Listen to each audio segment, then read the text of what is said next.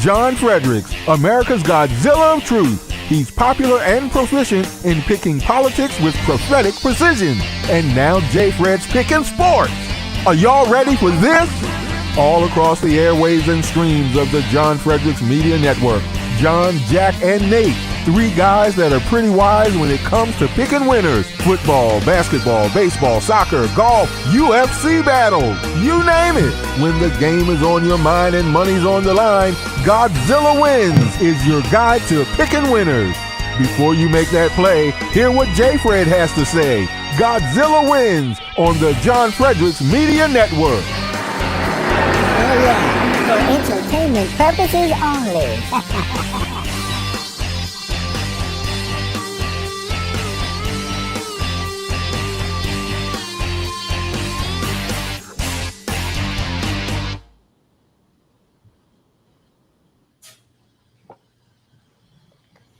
Good morning, everybody, and welcome to another edition of the Godzilla Wins Saturday Pick Show. We are back with the whole gang. It's myself, Nate Perry, hosting. We got John Fredericks, Jack Fredericks, and Mitch Rogers here joining me. Maybe Peter will join us if he's not too partied out from the Philly Super Bowl parade. Jack said he was there, so we'll see if we get Peter a little bit later, maybe to tell us what that was like, since we had a guy on the ground there. A lot of the show this week is just going to be talking about what happened in the Super Bowl, what happened to the Chiefs, what does the legacy look like for these Eagles after everyone doubted them, what are we looking forward to for next season, and welcome everyone as we sort of transition into the variety of the season of our show, where we have less picks to give out, more topics, more excitement from us, I think. Just get a little bit more of our personality and our thoughts rather than just bang, bang, bang, bang, bang, picks. Obviously, we'll still be giving out some picks. So when we do, remember these are for entertainment purposes only. And if you have a gambling problem, I want you to call 1-800-GAMBLER. If you live in Colorado, Illinois, Indiana, Louisiana, Maryland, Michigan, Nebraska, Ohio, Pennsylvania, Tennessee, Virginia, West Virginia, or Wyoming, call 1-800-327-5050 or go to gamblinghelpline-ma.org. If you're in Massachusetts, 877-G-HOPE-NY or just text HOPE-NY in New York, 1-800-NEXT-STEP in Arizona, 1-800-522-4700 in Kansas or New Hampshire, 888-789-7777 or go to ccpg.org if you're in Connecticut, 1-800-BETS-OFF in Iowa or visit opgr.org if you are in Oregon. Would also like to remind everyone that this show, like always, is brought to you by the folks at Native Path. We are big believers in their collagen. We've all been using it as you get a little bit older. Your body needs a little bit more collagen to repair its joints, to repair your hair, nails, skin. You don't get enough when you get older. You need a little supplement. We partnered with the people at Native Path to get you 45% off. That's about $1 a day to get started on your collagen journey. It's helped John lose weight. His joints feel better. It allows him to be a little bit more active and mobile. He's down 40 pounds since he's been using collagen. His hair's allegedly growing back. I know that my skin and nails look great.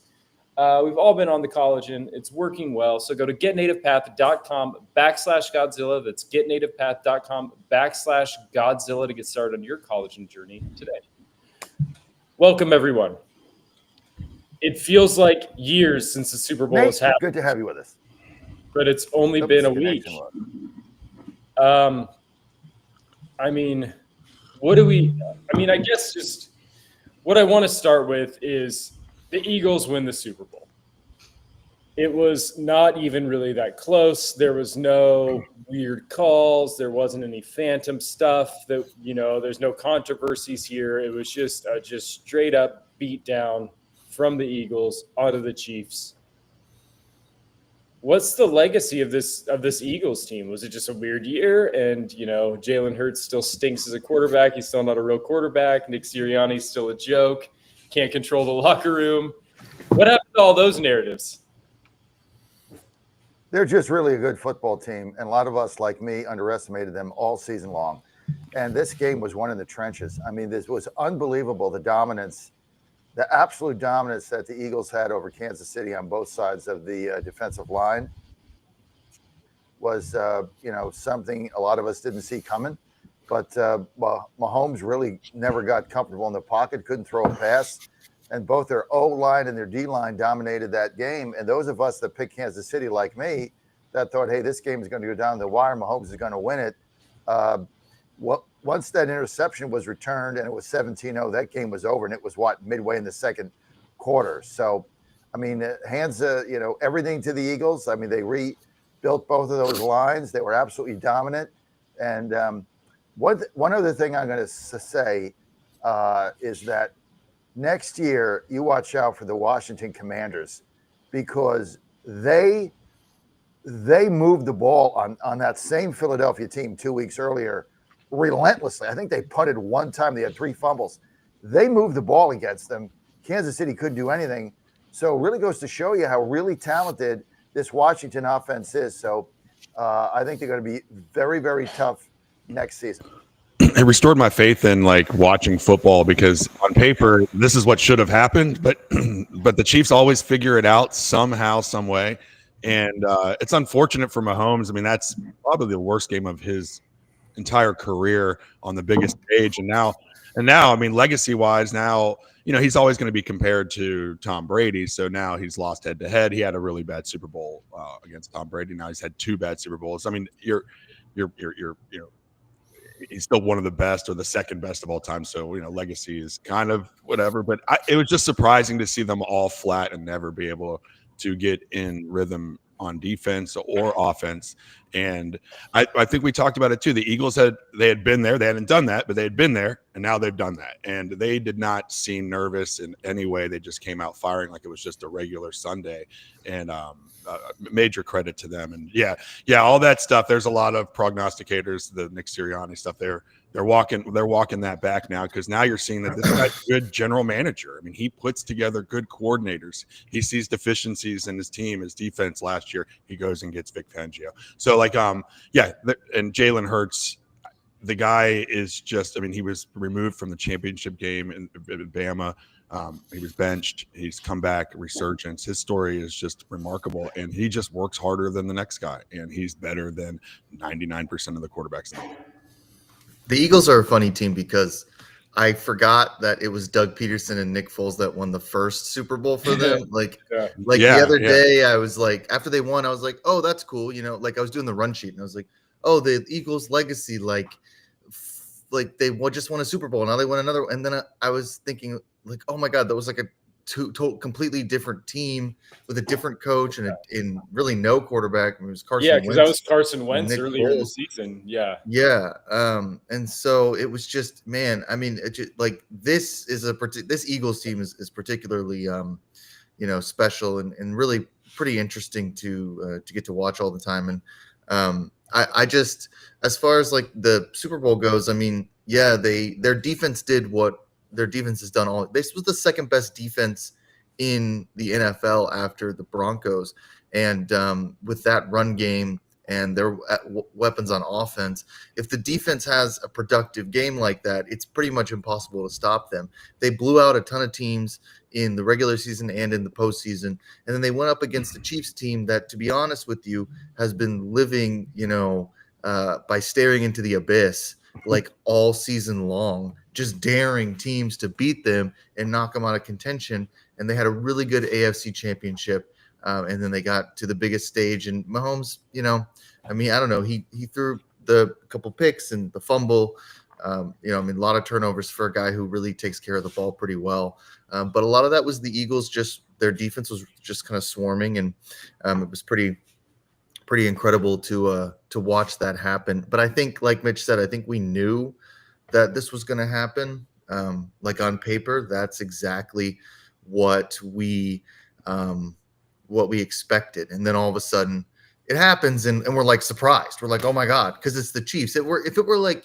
If let's say the Chargers, right? Right. We're in the Super Bowl, and they had this pedigree, like not the Super Bowls, just the regular season pedigree of like 15-2, but every game was really close. They never covered a spread.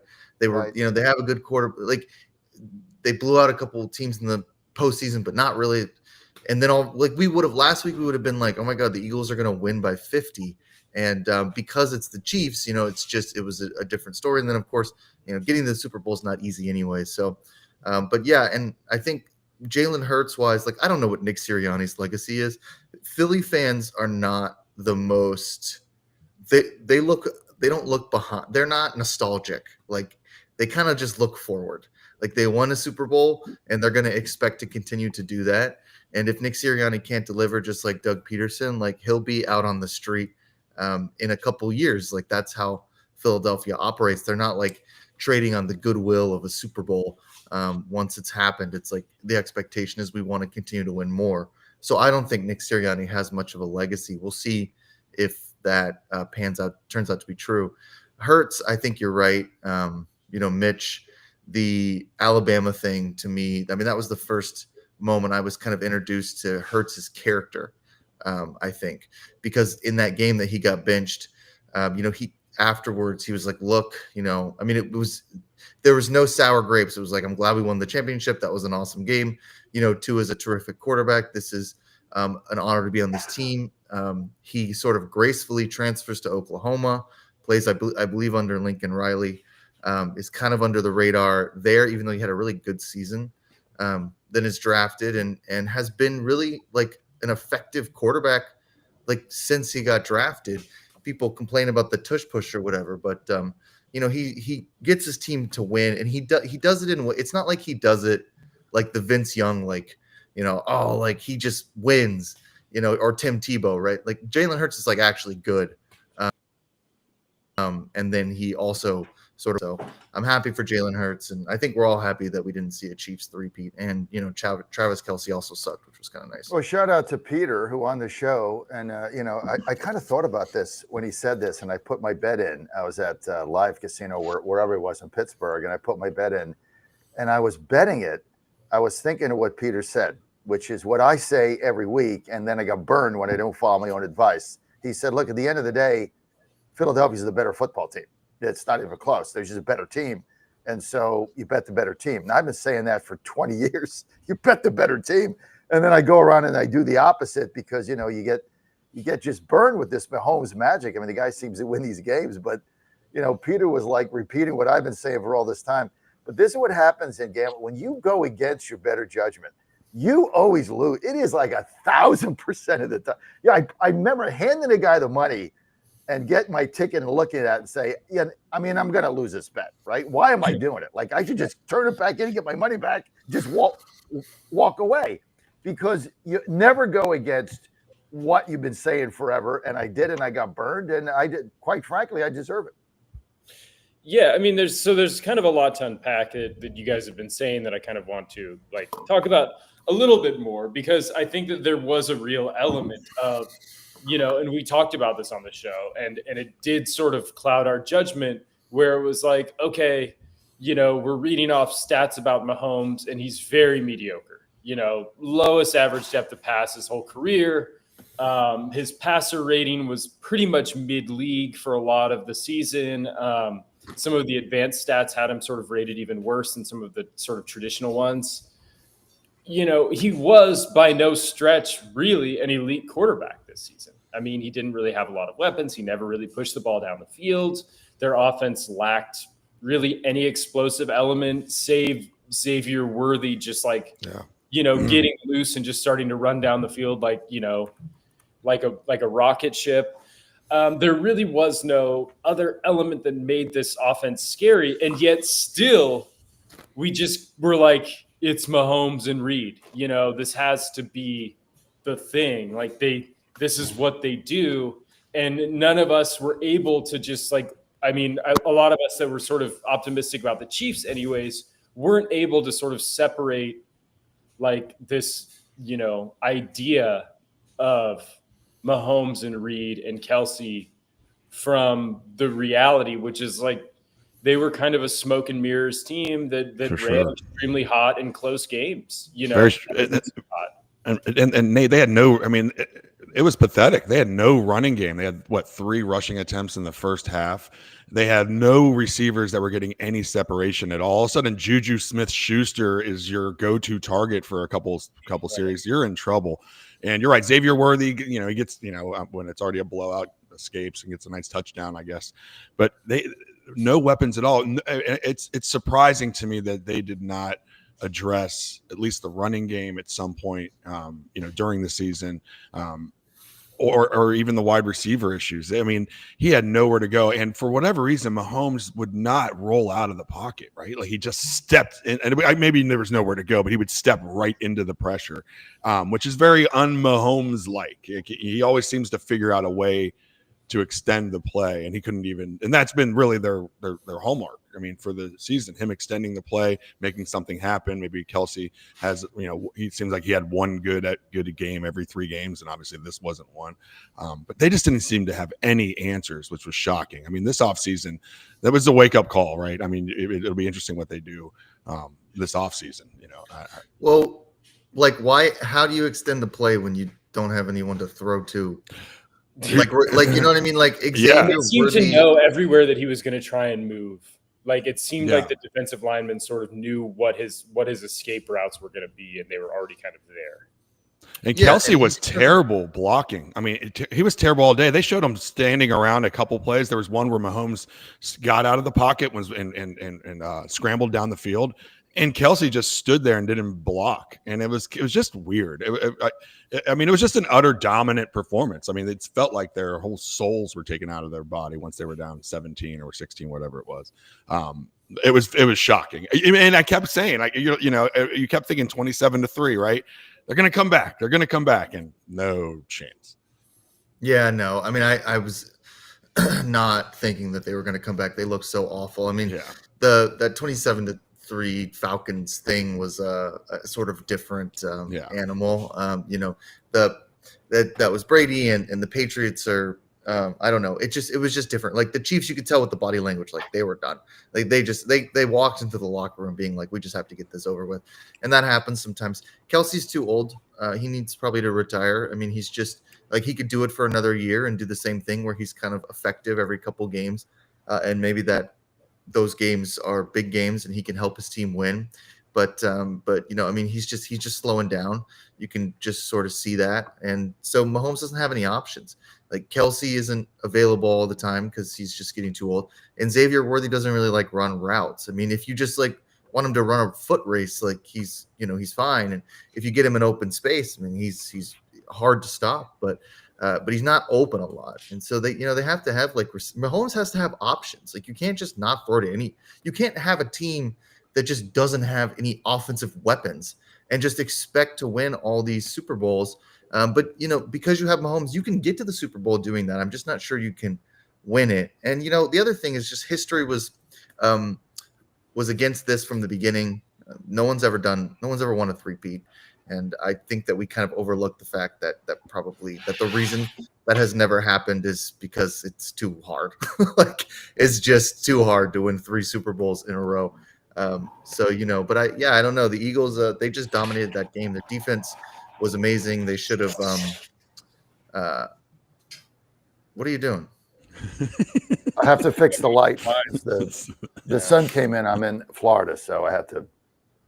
How did the Chiefs get out of the AFC like that? That is just mind blowing to me with the Bills and the Ravens and even the Steelers. No, I'm just kidding. But the Bills and the Ravens in there. I mean, what a job! It's almost like they just had nothing left. I mean, they were spent. Yeah. I think you nailed it. They had nothing. They had nothing left. I mean, that Bills game was it for them. They stopped they stopped one of the best quarterbacks in the history of the league with 2 opportunities to tie the game. All he needed was a field goal. They stopped him 2 times, and I thought that was their signature. And look, that's why I bet Kansas City. I bet their defense, and their defense really didn't play bad. If you look at that game and you want to be honest about it, it was not the defense. They actually played pretty well. This game really should have been 10-0 at half max. It should have been 10-0 at half max. And they had stopped, Philadelphia a lot until the turnovers started coming, and then, it turned into a blowout. But I thought the Chiefs' defense was very, very game. How about the Eagles not blitzing one time? Yeah, one time. That was my next thing. Shocking.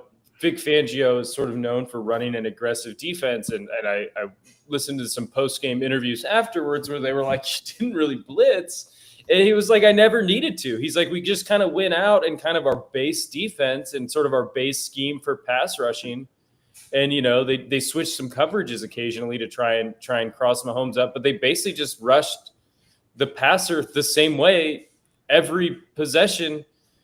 Because they never could figure out how to make it, like they could never figure out how to beat it. Like they didn't need to do anything else. And he was like, so we just kept running it, and they just kept. He's like, we figured we'd have to change it at some point, and they just never adjusted, which is just crazy for Andy Reid and Mahomes not to be able to deal with like a 4-man rush. Unbelievable. It's just too. That's just too. Well, they have an incredible front four, and the Chiefs have had like difficulty on the offensive line. This was something that, Tom Brady, as boring as he was for that entire Super Bowl. Oh God, yeah. Can we please just get someone else who has a little bit of personality to like do the Super Bowl? But he kept pointing this out. Like the Chiefs' offensive line was so undersized compared to the Eagles. Like you don't need to blitz if the offensive line can't block. You're only 4 guys rushing.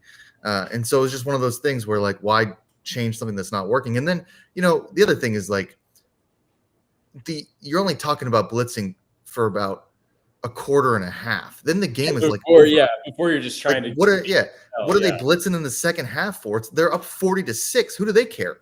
That's why, I remember, I bet a lot of things in that game, the props and everything, but one of my bets was the over. And I was like, I wasn't sweating it at all because I was like, as soon as this game gets this, we're up to the 30-6, 40-6. Like the Chiefs are going to score a couple of touchdowns. What do the Eagles care? So it just, I don't know if we can really say like he would have been more aggressive in the second half had the game been close and he needed to, shut down Mahomes. But Mahomes was having like a truly awful career-defining like Super Bowl. Like he looked awful. He threw the ball all over the place and all these picks and then he fumbled, so like the Chiefs can't block the Eagles front line, and their quarterback is like having like just it's like he was sick. Day. Like what do you Mom care? was sitting there during the game saying, I think he's sick. I think he's got the flu. It was like in the first quarter, like he's sick. Maybe he needs to take some ivermectin or get one of my medical emergency kits or something. But he just looked like he didn't look like the Mahomes. But I guess when you're dropping back and you got like 2 seconds to throw the ball, and nobody's open, no running game, and no running game. Nothing. The whole thing was a catastrophe. But it was just, I think one of the biggest disappointments for the game for those watching is, I think we all thought it was going to be a good game. We were all looking forward to it. Like, boy, this is going to be a really good game. The spread was 1. It opened at 2.5, went down to, I think, 1.5 or something. Spread was very, very close. We all thought, so let's, get a beer, sit down, enjoy it. And I went to bed with the first 3 minutes of the third quarter. I guess that's the good news. I went to bed, got a good night's sleep. I just went to bed. The game was over. So nobody expected that. And it's a shame because of the hype it got. But hey, that's football. The better team. I don't think there's any doubt in anybody's mind the better team won. It had that feel of a late 80s, early 90s Super Bowl, yes. 55-10 Denver Broncos that's or right. something. San Francisco beating Denver or something. Yeah, exactly. yeah. Right, which I thought we had put behind us. But yeah, and then unfortunately, you're just hoping some prop bets that, like I had Xavier Worthy touchdown. I was like, oh, something. Yay, money. Yeah, so after losing a lot on the Chiefs. Yeah, me too. And Mitch, you're the same as me. And I had a side bet with Joe Morrissey, my lawyer. So Ann's got to mail him a check. So it was just a total disaster game going on here. Pickup day's Monday for me. Hey, let me just give a shout out. I know it's not on the rundown, but a shout out to West Virginia baseball team. Yesterday, their opener on the road here. We're in Jacksonville at Jacksonville University, and a very good game. Mountaineers winning their first game 4-2. Griffin Kern going 5 and I think 5 1/3. Left-hander we got from D2 looked really awesome yesterday. We got up to a 4-0 lead. Jacksonville University is no pushover. They were very game yesterday. They came back, made it 4-2. Actually had the tying runs on base in the bottom of the 9th inning when somebody hit into a double play. Joe did not get in the game. There's a doubleheader today. We'll see what happens. But they looked really, really good last night, Mitch. Very crisp. And I told Sabins on my show, he kind of doubted me, but I said the back end of this bullpen, you got so many arms in there. You got to lead in the 6th inning. Good luck beating us. Yeah. And he brought like 4 guys in, one after the other, all right-handers, all look tough. So we'll see what happens. They got a doubleheader today, and WVU really needs to get out of this with a 4-win sweep, and then they go straight to Nashville. Yeah, it'll be interesting. All the pitchers, most of those pitchers coming in from the transfer portal or new to the team. So yeah, it's interesting to see how he's going to put that together. But it's different now. Like 50% of the kids are new. Like I'm meeting him in the elevator. I'm like, "Hi, what's your name?" Like I have no idea who these players are. Yeah, that's crazy. I mean, 50% of the teams now turn over with this open portal thing. I mean, it is what it is, right? It is what it is. Also, while we're doing shout outs, shout out Peter Kriebel for getting shouted out in the USA Today blog about his Cooper DeJean song.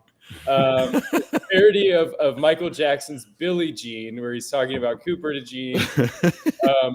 And it got a little bit more play because CJ Gardner-Johnson was actually singing it to Cooper DeJean on the sideline of the game, and then everyone said, "What the heck is that song?" And now Peter's getting mentioned as the creator of that song. Peter Kriebel of the Cavalier Daily created it and put it on TikTok in April of 2024, and now he's finally getting the credit he deserves as a genius parody songwriter. I was hoping he would be on so that we could talk to him about. Well, now that I've seen his account, he's got to come on with a sideways hat when he's on here, right? Like now that I've seen the TikTok account, I've actually went into that world. I don't even have an account anymore, but I went to see the song and to see him say, "Now my life is complete," blah blah blah, blah. And then I saw all of his takes with the sideways hats. It's very informative, but he's got to put the sideways hat on when he's here. Yeah, the sort of evolution of this internet song that he wrote when Cooper DeJean was at Iowa is kind of hilarious that it ended up in the pop culture zeitgeist through TikTok. I had no idea what the song. I didn't know that he had written some sort of Cooper DeJean song, and since I follow him on TikTok, it popped up, and it was just like it wasn't him. It was just the song and someone else's account, and I was like, that sounds like Peter. So then I clicked on it and found the original video where he is like making this sort of silly parody song. Played over like Cooper DeJean highlights at Iowa where he's just like going nuts. Yeah. And but what's funny is this was like maybe Monday night or something. And if you're on TikTok, if you watch a video, like it's the algorithm will keep showing you the same sort of stuff. So I was watching like this song over and over again because it just kept coming on with different stuff, and it was kind of incredible. Like this song is everywhere, and it's got hundreds of thousands of likes for every repost with it. I mean, it's like blowing up. And so like on Monday night, like I'm like talking to my girlfriend, and I'm like, hey, I'm like, okay, I need to explain this to her because she watches football, like she knows who Cooper DeJean is, but she's not gonna, this is not in her algorithm. So I'm like, hey, so one of my friends, like that's on our radio show, he made this song. Can I play it for you? It's like a song about Cooper DeJean. And she stopped me and she went, "You know the guy who wrote the Cooper DeJean song?" And I was like, "You know about the Cooper DeJean song?" She's like, "Yeah." She's like, people have been sending me that like all day. It's hilarious. So, and then I was playing up. I was like, "Oh, me and Peter, yeah, my good friend Peter, right. We go with. We're I've known Peter for years and years, and I kind of was like a mentor to him, and I could take some credit for the Cooper DeJean song. So I do wish he was on to sort of talk about it, but he went to the Eagles parade, and it was trying to meet Cooper DeJean and everything. So it's funny how that kind of takes off. But he's, Peter, if you've ever listened to the show before, which I'm sure many of our listeners have, Peter is, very talented, very creative, and very funny. So, and his TikTok is really funny too. So glad to see that kind of blowing up. A lot of fun. Did he get to meet him? Did he? I don't know. I'd probably really not. need Peter on here just to give us kind of the boots on the ground view. I mean, all I did was read about the Philly parade, and it was people showing up with booze and food just in shopping carts and just lining the streets in shopping carts with food, throwing beers up on the buses as they do. One of my favorite iconic photos was Howie Roseman just caught one just right in the face. He did. Just right in the forehead, just huge gash from a full beer can getting tossed up on the bus. And he just doesn't miss a beat, just goes, I bleed for this city. Like blood streaming down his forehead. Like nobody's telling the fans to stop. Nobody's telling him to calm down. Just the show goes on. Yeah, Philly parades are another. That is Philly. Yeah, I liked Saquon Barkley saw a staffer in the crowd and The ball boy. Eagles. Yeah, he's the ball boy, and he grabbed him and put him into the parade. I mean, anytime you can get on a Friday afternoon, in Philly, on a nice day in Philly on a Friday, Super Bowl parade, there's going to be some shenanigans for sure. Yeah, and it was Jalen Hurts' first time on the Rocky stairs. He said he was never going to walk up them until he had a championship in hand. Whoa, okay. First time going up the steps in Philly.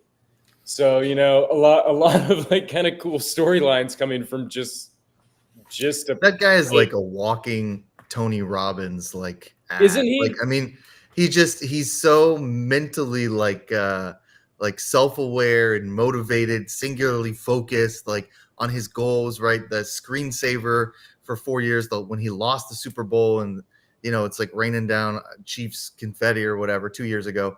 And, the Rocky thing, it's just like everything, whenever he talks, he just sounds like this, like incredibly like healthy, like person. He's so self-assured. Yeah. Yeah. Like, and he's very selfless.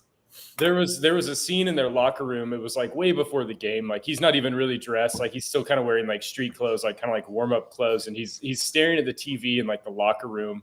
And it's the moment when everyone's making their Super Bowl picks, and you can just see the TV and you can see him watching it. It just goes Chiefs. Chiefs.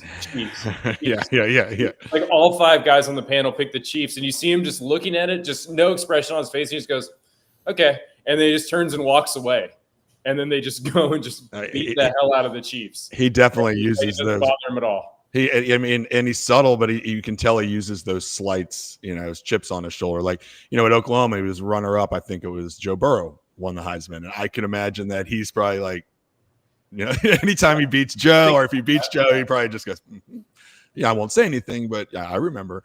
And that's a person that you just want. And that he's perfect for the Philadelphia team, the way they've built this team. He doesn't have to be a perfect quarterback, but he's perfect for their system, especially when you add in the controversial tush push as well. He's the man. He's him. It's the city. I mean, he can wear all of the criticism, and it doesn't seem to affect him.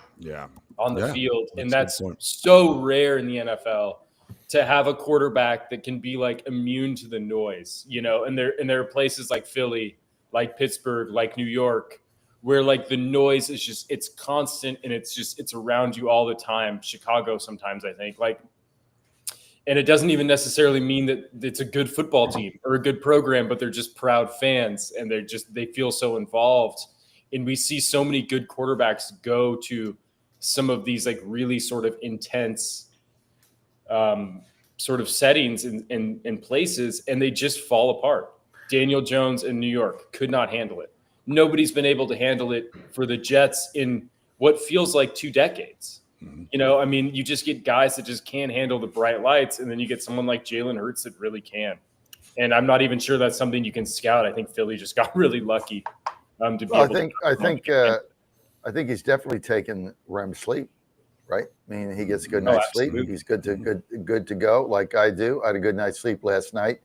Mitch, you got to get you out this REM sleep, especially you got a lot going on now. You got girls soccer coaching coming up. You got to do that. You've got WVSportsNation.com. Your columnist there. You're writing there. You got that. You got your regular job, man. You got to get a good night's sleep, and you got to feel good. You got to have energy. So you need to get your healthy cell because I'm such a big believer in it. That's why I have all this energy. That collagen, I take all the right things, but you've got to get a good night's sleep. I mean, I went to bed last night after the game. Ann and I, it was Valentine's Day, so of course we had a nice romantic dinner at the Chart House. Hope everybody had a great Valentine's Day. And I took my REM sleep at 10. I got up at 8. Right? I slept. I don't know how many hours that is. It's a lot of hours. I got up at 8. Like 10 hours straight. Yeah, I feel great today. Yesterday I had to get up at 3:30. Today I got up at 8. But the REM sleep, it puts you in a deeper sleep. And what it does is it rejuvenates your body. Now, I also take the bio vitamins. I take the Focus and Recall. But the best thing to do to get started on this, folks, you're going to feel better immediately. It's not 2 weeks. It's like 15 minutes. Just go to healthycell.com/Godzilla, promo code Godzilla. You're going to get 20% off. If I were you and I was just starting out, I'd get the REM sleep and I'd get the bio multiple vitamin that's in the gel pack. Do those two. Take the REM sleep 15 minutes before you go to bed. You're out. You're going to sleep like a baby. You're going to dream. You're going to jump up and then take your vitamins every day. You're going to feel excellent because it goes right into your system. You try to take those GNC things. They're bad for the stomach. You pee 90% of it out. It's garbage. But Healthy Cell's got it figured out. Go to healthycell.com/Godzilla, promo code Godzilla. Get yourself 20% off. Feel better. Feel better. Okay, so we've done a little bit of looking backwards to the Super Bowl, obviously just sort of breaking down some elements, some things that we were impressed with. Now I think it's probably worthwhile, now that we've looked to the past, maybe looking to the future. The Chiefs are still a dynasty by basically any measure. They've still won 3 Super Bowls. They've still been to, the last 4. They're ever present, but, Mahomes isn't getting any younger. Kelsey's not getting any younger. Andy Reid's not getting any younger. Andy Reid is not young at 66 years old, coming back next season to coach this team as he sort of approaches 70. There's question marks about Kelsey, who's age 34 or 35, whether or not he sort of has the drive to continue going. And without those two, or with those two in any sort of more limited capacity potentially than they are now, what does this look like for Mahomes? This is I don't see it. I just don't see it. I'll just jump in. I don't see it. I think their times now is past. Their offensive line got totally exposed. They got too many holes there. Jack pointed out earlier, they don't really have a game. They don't really have receivers that run routes. Kelsey's done. He dropped that pass. Got to remember, and it didn't matter about the game. The Eagles were going to win this game. But remember, first pass, first down, 3-yard run, third down, pass to Kelsey, wide open, first down, drops it, okay? And that kind of set the tone. He's done. They didn't really take him, the cornerbacks didn't take him seriously in that game. I think the Chiefs are in big trouble. I don't know who else is coming up. You got a lot of good teams now in the AFC, but I don't see the 3. They just got too many holes. They all got exposed a week ago. It was pathetic. It's really pathetic watching Mahomes just trying to throw a pass. It was sad. Like, he had 2 seconds of that offensive line. They need that whole thing's got to get replenished. And the problem with winning, getting the Super Bowl, you're picking at the end, so you have no picks. So and how much can you do in free agency? So I think they're in big trouble. I think this is what Nate. Go ahead. You're like, hold on. Like, what are you? What? Like, you're like the most reactionary, Homer fan ever. Yeah. Correct. They went 15-2. They beat everybody in the AFC. They had one. They weren't blowing anybody out. They had one bad game. They had one. Who cares? They didn't blow anybody out. They went 15-2. They were the number 1 seed. Well, that's why I bet them in the AFC. And one of the losses before was just like a meaningless end of season game. Right. All they did was win, and they have a game where Mahomes turns the ball over a bunch and throws a pick six, which he never does. And they get blown out by like an Eagles team that was very clearly going to win the Super Bowl from like the first week of the postseason. So I mean, like they're not cooked. Like they don't need to tear it down. They have a really good defense. They have, the best quarterback in the NFL. Yeah, maybe they need to upgrade their offensive line to compete with a defensive line like the Eagles. But they don't have any receivers. I'm not done talking. And they need to go out and get a couple receivers. Like, yes, they have to have offensive weapons. It would be nice if they had a running back who wasn't Isaiah Pacheco, who like last week I was like, oh, he can eat, and he didn't. So like they have to have some offensive weapons. Kelsey is getting old, but like that's not hard to find. Like it's not hard to find like a good wide receiver. Just wait until the Titans have one, and they'll trade him to you for nothing. So like there are ways to find like good receivers, good weapons, good tight ends, and they're gonna be fine. You know what I mean? Like all they need to really do is increase the talent on a couple areas on offense, and they'll be fine. So I mean, this is like really kind of reactionary analysis. Like the Chiefs are going to be all right.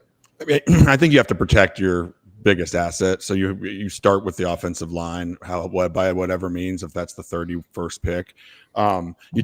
So I think when you're comparing the Chiefs, we're always comparing them to the Patriots. And what the Patriots did to keep their dynastic run going was unbelievable. There was always a steady defense, but when they started to lose talent at certain places, they would switch their philosophies. Whether it was running back passes or short passes or straight running game with 3 running backs.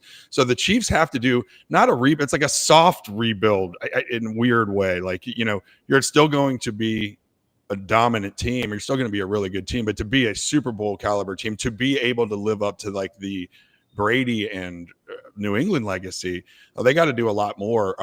Innovative wise on their offensive schemes and stuff. I was just surprised at how crappy coached it was. Like it was also a bit poor coaching performance.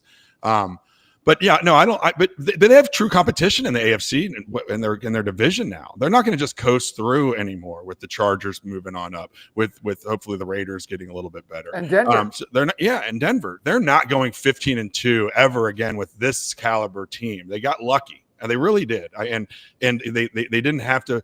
They got past the Bills. Somehow they got the medal for that. They're not going to be able to repeat that next year with this team. I agree. But just like Jack said, they're going to retool. You got to. There's a lot of receivers out there. You just got to give up some draft capital. But when you have the best quarterback, you just take the script. What the New England Patriots did. Have a good defense. Have the best quarterback. Also the Chiefs. Hold on. I just have to point this out.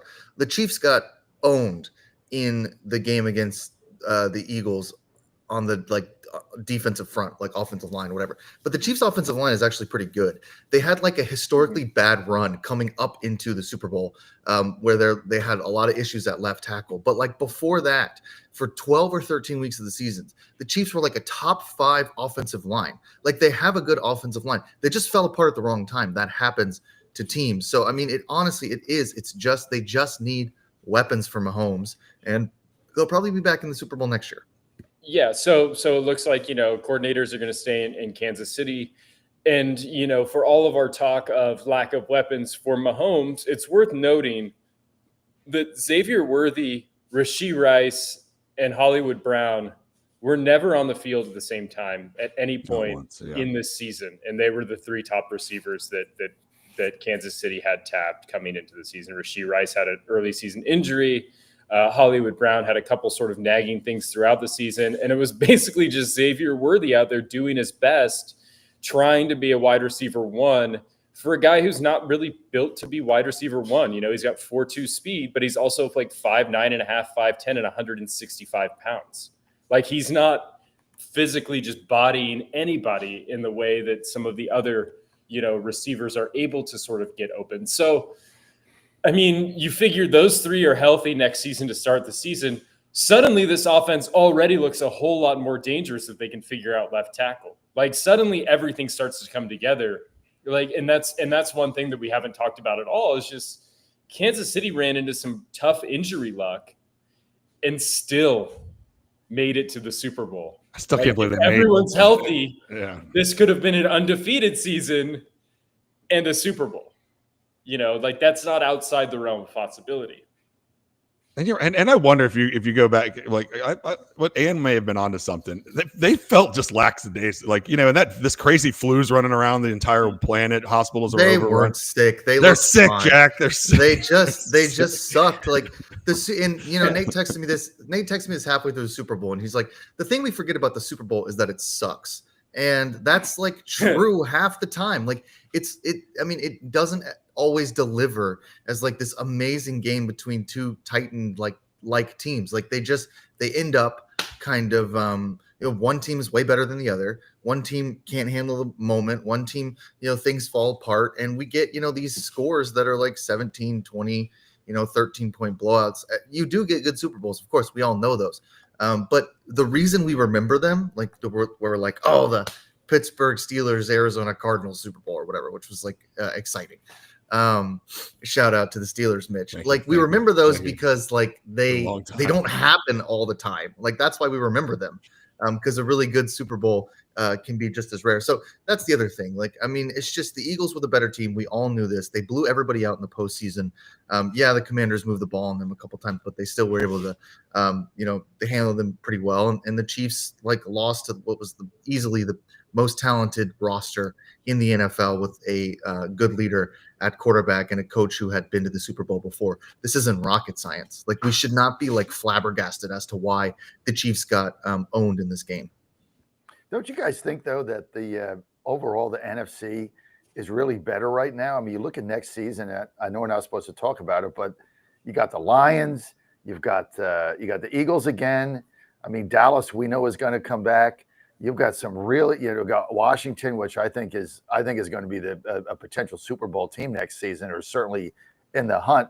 I mean, you got just a lot of good teams. Don't forget about the Packers. The Rams are going to be good. Who else? The Packers. Yeah. Jordan Love. The Packers are good. I mean, it's just Vikings. the NFC is really good. I like the AFC. I think the AFC is a little more so top heavy with the Bills and the Ravens. I mean, gosh, that's pretty strong. Yeah, but you're top heavy. Yeah, well, you got a couple 3 teams where, if you look at the NFC, there's probably 7 teams that if they made the Super Bowl, nobody would be shocked if they got deep in the playoffs. Nobody would be shocked. We just rattled 7 of them off. So I think don't forget the Cardinals. They're also the Cardinals. Dangerous, I mean, that's the other team. They won 7 or 8 games. And my Seahawks. Don't forget about my Seahawks. Yeah, don't sleep on the Seahawks. I'll never quit the Seahawks for as long as Smith is taking snaps under center. That's right. Well, Mitch, I tell you what, don't sleep on the Falcons either. I was like, wait, what was Jack's team? But was it the Texans? Who were you all on? The Falcons. The Falcons. Well, I know that. That's my team, but a few weeks ago, there was I forget. The Rams. The Rams. Yeah, that's right. Yeah, that's my second favorite team is the Rams. Yeah. So, Mitch, Ann and I are going to look forward to seeing you at our box at Colonial Downs on March 13th, 14th, and 15th. We're there 3 days. March 15th, this is the 3-day spring meet at Colonial Downs in New Kent, just outside of Richmond. I got the box there on Thursday and Friday. We're going to be opening it up on Friday. We're going to have a big party on Friday. We want to see you and your wife there. Bring your daughters. It's fun. And then, of course, on Saturday, we're going to open that up to all our fans. We got free food. We got drink. And then on what end? We are, right? Friday. The party's on Friday. Saturday is the big race. We couldn't get a suite for that, but Ann and I will be there. And Saturday is the one where you got to buy tickets. Just go to Ticketmaster.com because they're running, and Colonial Downs, they're running the Virginia Derby, which normally is run in September. They're running it on March 15th. They're also running the Virginia Oaks. Now, the winner of the Virginia Derby, there's $1 million purse, automatic bid to the Kentucky Derby, auto bid. They win that. They're going in. That's in May in Lexington. So I'm sorry, Louisville. So you just don't want to miss any of this. But to get your tickets now, especially on Saturday the 15th. So 2 things. Just go to Ticketmaster. They reserve 5,000 tickets for $5. That's what I asked Churchill Downs to do. Long negotiation, just for my audience. I'm the only one promoting it. Just go to Ticketmaster.com. Say you want the $5 ticket there. You put in $5. When the 5,000 run out, they run out. Grandstand tickets, you can buy up to 4. That's it. And then on Friday, which is the 14th, we're going to have a big party, the John Fredericks Media Network at Colonial Downs, post time, 12:30 p.m. This is going to be on Friday, the 14th. And if you want to go and come with us, I think we can fit about 20, 25 in there. I think it's 25. We'll have food and drink and all that stuff. It's all free. Just text me on our text number, which I'll give out in a minute because I don't have it handy, but I thought you were still that talking when to I me get back. personally. I'll give that when I get back, and I'll invite Mitch and his wife personally. Actually, the best thing to do is email Lucy at jfradioshow.com, Lucie, Lucie, at jfradioshow.com, and she'll get you set up. But as soon as we hit the maximum, which I think is 22 or something, we can't let any more people in. So Lucie, Lucie, at jfradioshow.com. Tell her you want to go to the box for Colonial Downs on Friday, the 14th, and we'll get you set up. We look forward to seeing you there. For tickets, Ticketmaster.com on Saturday, 3:15. All right. That is super exciting. Like, I don't know. So I live in Fauquier County in Virginia, and it is horse country. So when the Super Bowl ends, all of our horse friends are basically just gearing up for the season with the polo grounds. We have Virginia Gold Cup the same day as the Derby.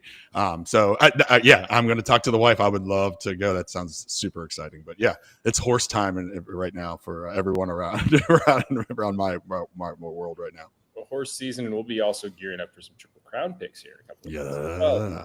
months. Well, John kind of teased it, but what the hell? Let's just get after it. Let's make some bold predictions for next season. We haven't even had the draft yet. We haven't even had free agency, but let's just go ahead and just shoot from the hip and guess with our hearts. Who's going to be in the Super Bowl next season? I'll lead it off. I mean, I think it's the Lions over the Ravens. That's what I like. The Lions will get healthy finally. Healthy cell. They lost the coordinators, but let's not forget that they've got a strong organization in place that hired those coordinators in the first place. They'll be able to replace them. Good organizations do this. The Lions will be back, and I think the Ravens will be back. I mean, I think that there's no reason to think that the Ravens will be worse next season than they are this season. So I think Lions-Ravens would be a hell of a fun Super Bowl. What do you guys think? I'm 100% with Nate. Lions-Ravens. Whoa! That's 30-some team. There's so many probabilities. The aisle and agreeing you could do like a million different probabilities. Lions aren't going to get beat at home again the way they did, have 5 turnovers, and Baltimore eventually has got to get to the Super Bowl. Eventually, this guy's got to get there. I think Derrick Henry's probably got one more solid season in him. That team really has no holes. So yeah, I like the Ravens. I think it's over for Kansas City. I said that earlier. And the Bills are the Bills. They're going to have to beat him finally. But eventually Lamar Jackson's getting to a Super Bowl. But the Lions, they were racked with injuries at the end of the season. They get all those players back. So I'm with Nate. Lions, Ravens. I like Chiefs Packers. Little Chiefs Packers. No, Super Bowl one. Chiefs are back. We talked. That's right. Little surprise. With the Packers. I think, I think that they can get to a Super Bowl is what I'm saying. I don't think that that's really even that hot of a take for the Packers. Jordan Love's third or fourth year now. And with the Chiefs, you just don't, this is like the Magic Johnson Lakers or whatever. You just don't pick against them. The value on picking against them is worse than the value on just picking them to go to the Super Bowl at 3-1 or whatever. They do it every year. So I'll stick with the Chiefs until they stop doing it. Yeah, I mean, no reason to throw in the towel on the Chiefs after one Super Bowl. Yes, there is. Let's do it. Let's move on. No. Okay, this Super Bowl is going to be revenge from 1992 for the Buffalo Bills against the Washington Redskins, Commanders. The Bills are going to win. But my biggest prediction is Peter is going to be covering the Super Bowl for some major media conglomerate. So he'll be at the Super Bowl watching the Commanders lose to the Bills. Peter's going to be that is a great prediction. That is a great prediction because a kid has tremendous talent. And I'm going to throw a name out there that Jack knows. A fellow by the name of John Breach. Jack knows him. when he used to work for us for the Beacon before it collapsed in the 2008 crash. But he came to us from Cincinnati. His father was a kicker for the Bengals, Jim Breach, and he had very little experience. He was writing for a blog, and my guys hired him, and he came and he drove down and became our football editor, then our writer. He covered high school football, and now he's been with CBS Online Sports for a career, and he covers every Super Bowl. He covers all the big games, all the big playoff games. They fly him around. He's been with them forever. So that was a career that we launched. Jack was part of that, and so maybe we'll see Peter at a Super Bowl writing for like the Athletic or the New York Times. Yeah, I wasn't really part of that, but I mean, John Breach was my a buddy when we were I was in college and he was probably in his like maybe late 20s. John, I haven't spoken to John Breach in, I don't know, since 2010 or something, but he was a good guy. So let's get a blog going. I'm ready. You take me back to 2009. We used to have a blog before we turned into a giant website. Yeah, Godzilla Wins is sort of a blog. It is. We just don't post whatever you want there. Yeah, it's kind of a blog. Unlike WVSportsNation.com, which is not a blog, it's a real sports website with real writers like Mitch. Well, Mitch writes for Godzilla Wins. He writes for everybody. But it's going to be launching.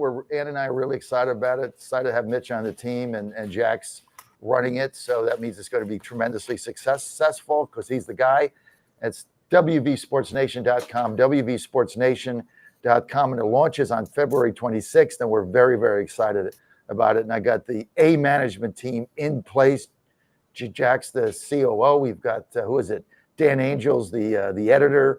Mitch is our columnist writer. When we got a bunch of beat writers out. If you're in West Virginia, in the Morgantown area, the Fairmont area, and you want to take a shot and interview with us, we're looking for beat writers. Lucy, Lucie, at jfradioshow.com.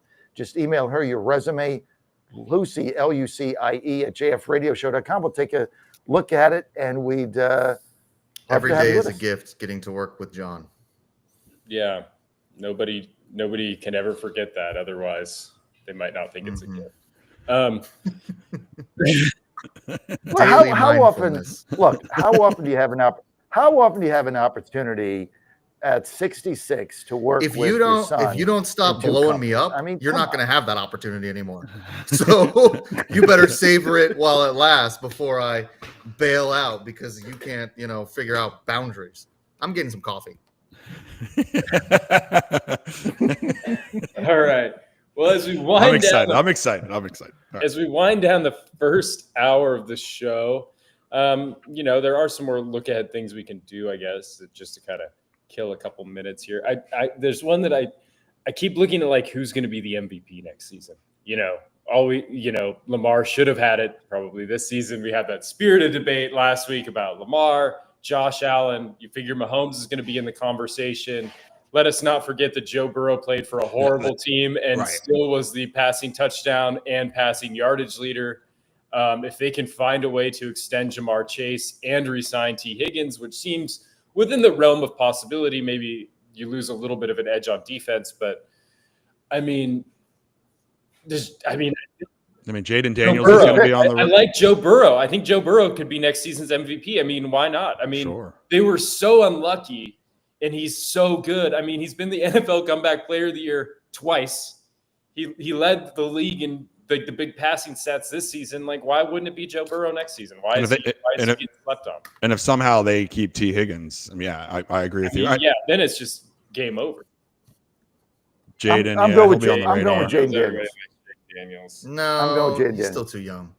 I'll take the guy in Detroit. I'm forgetting his name. I don't know why. I don't know. Jared Goff. He's in LA. Goff. Give me Goff. Why not? Jared Goff. Yeah, you can find some probably pretty exciting odds on Jared Goff. Well, Lamar's allowed to win again because so it'll probably. Yeah, Lamar can win again because he didn't win last year. Yeah. So that would be, and Josh Allen by the rules of the voters is probably not allowed to win this year. or in the next year. So he's like off the betting card because you can't win 2 in a row. Jaden Daniels, baby. Dark horse. Quarter. That guy, tell me, and this guy Cooper is DeJean, special. baby. He's Watch out. special. He gets like Cooper 12 DeJean, picks. Defensive player of the year. Sneaky. Now that we know that it's next year. Well, we know who it's not going to be. It's not going to be Aaron Rodgers. Hey, the Steelers are betting favorites to get the whole A-Rod. I don't know. Yeah, I mean, I guess I guess that'll be a developing story over the offseason is what the hell is going to happen with Aaron Rodgers and how long is he just going to stonewall everybody before he decides if he's going to retire or if he's going to sign with the Raiders. Well, it's like the same storylines too, like Debo Samuels is up for trading. Like, okay, didn't we do this a year ago? Yeah. Everything is the same. The Steelers have no quarterback. It's like a diehard Jets fan told me yesterday. I don't know if this is true, but this is like dialed in, reads everything, every blog in the history of the world. Like you think I'm a Titans fan, 10x that. He told me that the reason they released Rodgers is because if they had him another year, they said you can't go on. What's that show, McAfee? You can't do McAfee. And apparently Rodgers told the owner, no, I'm going to do McAfee. And he said, well, then we're done because I'm tired of the drama. So that's, I guess, what they're saying in New York, why they severed with Rodgers over the McAfee show on ESPN. All right, well, we got to take a little break here, top of the hour reset. We're going to give John a little opportunity when we come back to finally, we're letting him out of the cage and we're letting him talk about the Astros for as long as he wants to start at the top of the hour. So stick around for that. College basketball's heating up. We got bracketology talk. We'll be giving out some picks for the weekend. Maybe a little sneaky golf pick. Maybe a little college basketball picks. John's probably got some hockey picks. That's all coming up in the next hour. So stay tuned. Don't change the dial. We'll be back in 1 minute.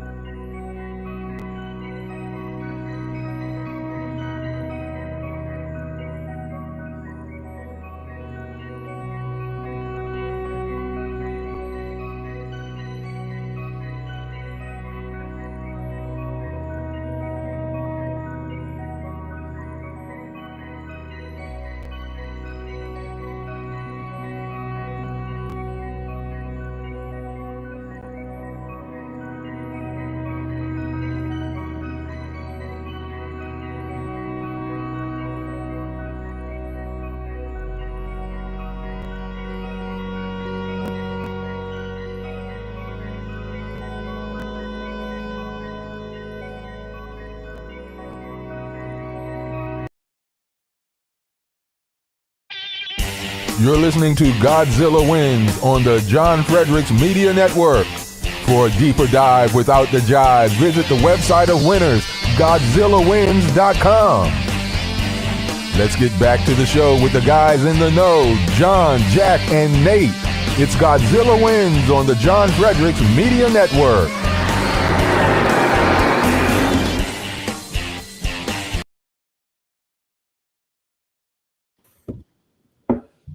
Welcome back to the second hour of the Godzilla Wins Saturday Pick Show. We are going to be talking everything sports. I'm kidding. We are going to be talking, John's going to be talking Astros here in just a minute as soon as I get done talking. And then we're going to be breaking down some college basketball stuff as we look at the NCAA tournament. We're going to be giving out some picks in the last probably 15 minutes of the show just on everything going on in the world of sports.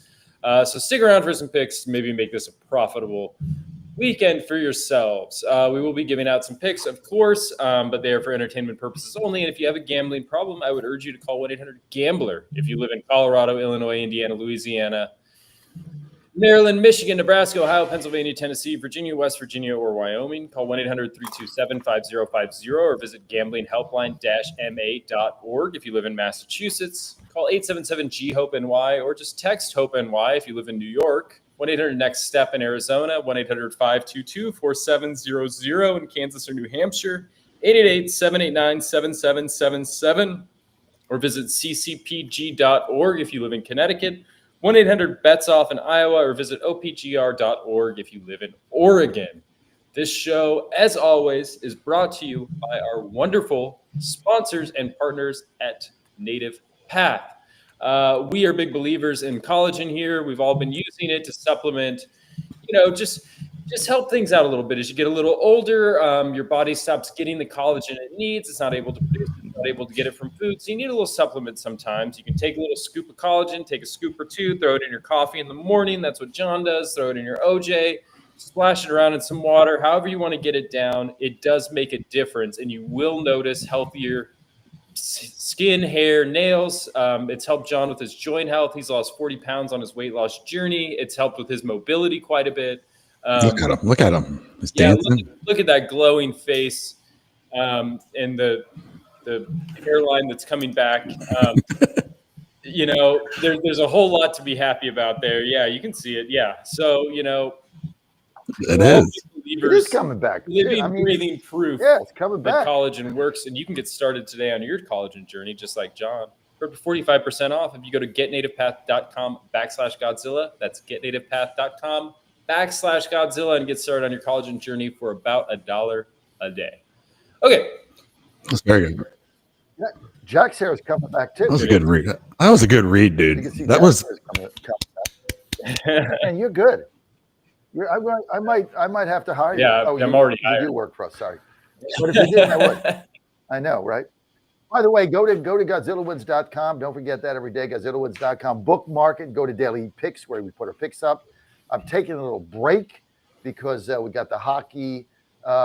Which is awesome, by the way, which has been fantastic. fantastic. The Yeah, Four it's awesome. Nations has been. I was great. not excited about it at all, and then I watched Canada fun. and Sidney Crosby just go nuts, and then U.S. blow them out the other night. Sorry, I know it's fun. But we're going to come back. We're going to come back with a huge second half. I really feel good. This is going to be a great hockey season. There's so many teams that are. This thing's wide open, and we're going to see what happens. So it's going to be fun. Go to GodzillaWins.com. Daily picks every day. When hockey gets back, going to get my picks there, and I am going to have a monster second Hockey half. is John's sports betting girlfriend, but baseball is his wife. And nobody wants to play for John's favorite team anymore. No. They all leave. Why is Alex Bregman the latest departure from not enough trash cans to beg on. I am so sick of this Alex Bregman saga that went on every day for months and months. Like, I'm so sick of him. I'm sick of the whole thing. I'm tired of it. I mean, it started the day after they got knocked out of the playoffs by the Tigers in October, November, December, January, February. Went on for 5 months every day. Where's he going to go? This, that, and the other. You know what? Good riddance. We offered the guy $175 million over 6 years. He's in his 30s. He's declining. His bat speed is down. He doesn't start hitting until July. He spends the first 2 months of the season popping up with guys on base and hitting in to double plays with bases loaded, 1 out. You know what? And so Boston turns around and pays this guy $120 million for $40 million a year. Okay, you greedy little turd. If it hadn't been for you, he wouldn't even be there. I am sick of him. I'm sick of these people. I'm sick of the whole salary cap thing. But I tell you what, here's what I got to say to Alex Bregman, right? Good riddance. Don't let the door hit you in the keister on the way out. Sick of you. Sick of the whole thing. We got a good team. We got a great pitching staff. And so I hope Boston finishes last. I hope they finish last in that division, 15 or 20 games out. I hope Bregman hits $185 and they're paying him $40 million. So I'm sick of the whole thing. I'm sick of him. And I just wanted now to get the season started. And all this thing about, the Astros are done. It's the demise. They're falling apart. No, look, we can't sign guys at $40 million who are declining. We already tried that with a guy that ended up, we cut him, the guy from the White Sox. Can't do that. Guy's bat speed's going down. So the ownership made a really good faith effort. Altuve made a great faith effort. I mean, $175 million over a 6-year period is nothing to sneeze at. They negotiated in good faith. Scott Burrows is a jackass. So fine, go to Boston, finish last, right? Hit a $190. Who cares? And I like our team. I like Christian Walker first. I like Paredes at third. We're keeping Altuve at second. We still got Jordan. We still got Hader. We still got Hader as the closer. And we got the potentially still the best starting rotation this side of the Dodgers in the major league. So I'm happy about my team. I'm happy the Bregman thing's over. Good riddance. And So I hope you hit a buck. I'm 90. outside of the realm of this. Into double plays in April and May with, first and second, nobody out, bases loaded, one out, and he's sitting there hitting, ground balls to second base and shortstop and getting doubled up 15 out of 18 times. You know what? There's your 40 Don't stars million. leave Good teams riddance. all the time? Why is there so much anger at Breg? I don't. Why? Yeah. Why do you guys like? Is this the first time this has ever happened to you? Are you like a scorned lover?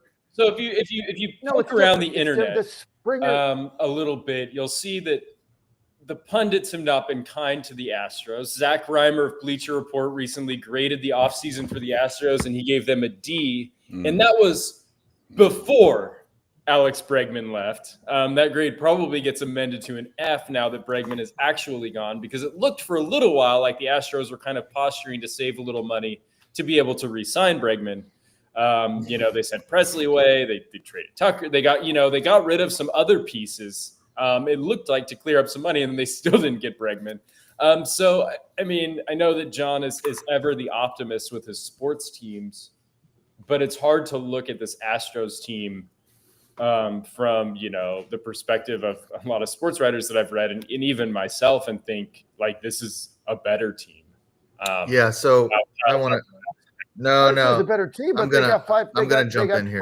They got five. No, I'm going to jump in here. Starters. 3 GMs since the run. The first one had to go for sort of the cheating scandal reasons. So you can throw that out. We had a good GM, and Crane fired him. And what we've done since then is basically make mistake after mistake as a franchise. This is a team that does not want to win World Series anymore. It's a team that does not want to be competitive. It's a team that is incredibly arrogant about their ability to produce and get to the World Series with basically new players all the time. They were able to do this, losing Springer, losing Correa, etc., because they spent a very long time under different management building an incredibly deep minor league system. They no longer have that. They have done nothing but gut this team since then. The Tucker trade is indefensible. They got basically nothing for him. He was under contract for a year. And then you think, okay, well, then they want to keep Bregman. That's the whole point of this. And they let Bregman walk for $40 million a year for 3 years. I mean, like the Red Sox are not necessarily the most competitive team. You're telling me you can't pay a guy who the last 3 years, 2022, 2023, 2024, played over 140 games. In 2023, he played 161, wins above replacement, averaging about 4.5 wins above replacement. And in the last 3 years, his OPS is like, 820, 804, 768. His RBIs are, in 2022, he had 98 RBIs, 93 in 2022, 93, 2023, 98, 75 RBIs last year. Like, this is a key part of your lineup that you just let walk after trading Kyle Tucker. And you're telling me that this is because like players are selfish. The Astros aren't doing anything to build a competitive team anymore. They have stopped doing that. Whether they've decided that they want to build out their farm system, fine. But the only way you build out your farm system, there's only 2 ways. The first is you take all of your assets and you trade them for massive amounts of minor league players, which they have not done. Instead, they let everybody walk in free agency. Or 2, you suck for like a while, and then you can rebuild your farm system through the draft. That's always the cheap route, and that seems to be the way the Astros are intending to go. I'm not done making my point. This is like a 5-minute Astros. Yeah, dump well, rant. Come on, man. Of course you don't agree with it, but it doesn't filibuster. mean it's not right. Like you want to sit there and just blame like players for the fact that the Astros refused to sign anyone. And then they traded away a guy that they needed to be competitive with a year left on his contract for peanuts. Like they got good players for him. They traded him away because after the Soto $750 million, Tucker was going to be commanding $500 million. They So simply wait can't till pay next that. year. I mean, that's wait till next Dodger year, or money, wait right? until July when you're out of the playoffs, and like trade him for even more. Like you're No, we're not you're gonna be out of the trading him playoffs. for. We got the bet. We got five frontline starters. We got the best closer in the game. There's nothing wrong with Paredes at third. Christian Walker's gonna have a good year at first base. They've done some good things. We have a great catcher. So you know what? We have some issues in the outfield, but the frontline pitcher. Remember, Garcia's coming back. Javier's coming back. Okay, McCullers says he's coming back. Okay, don't make fun of me. But McCullers says he's coming back, and plus we have our other starters. We got Framber. So this is going to be a very good team.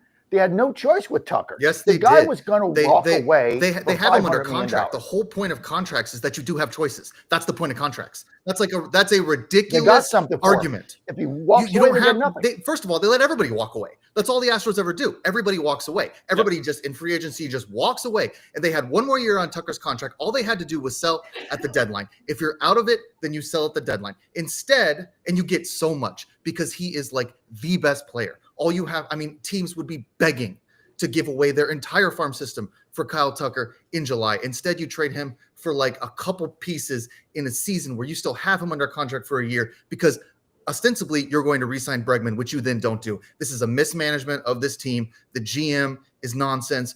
Like Jim Crane is nonsense. Like they're going to explode this team into nothing. That is their long-term strategy for now.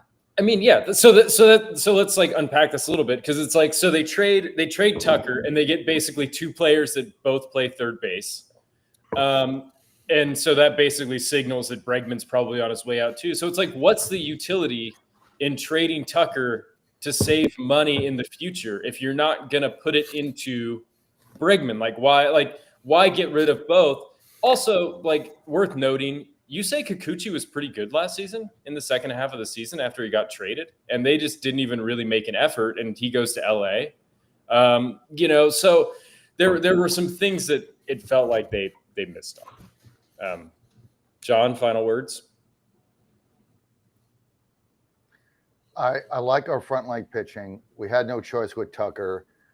They made Bregman a very solid offer. $175 million over 6 is a lot of money in a state with no income tax.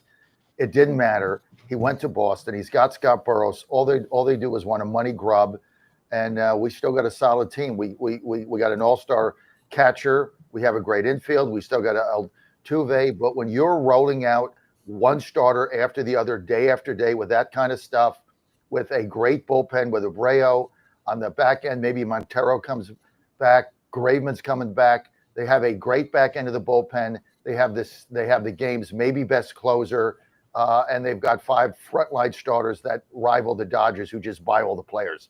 But the bigger picture is here, guys.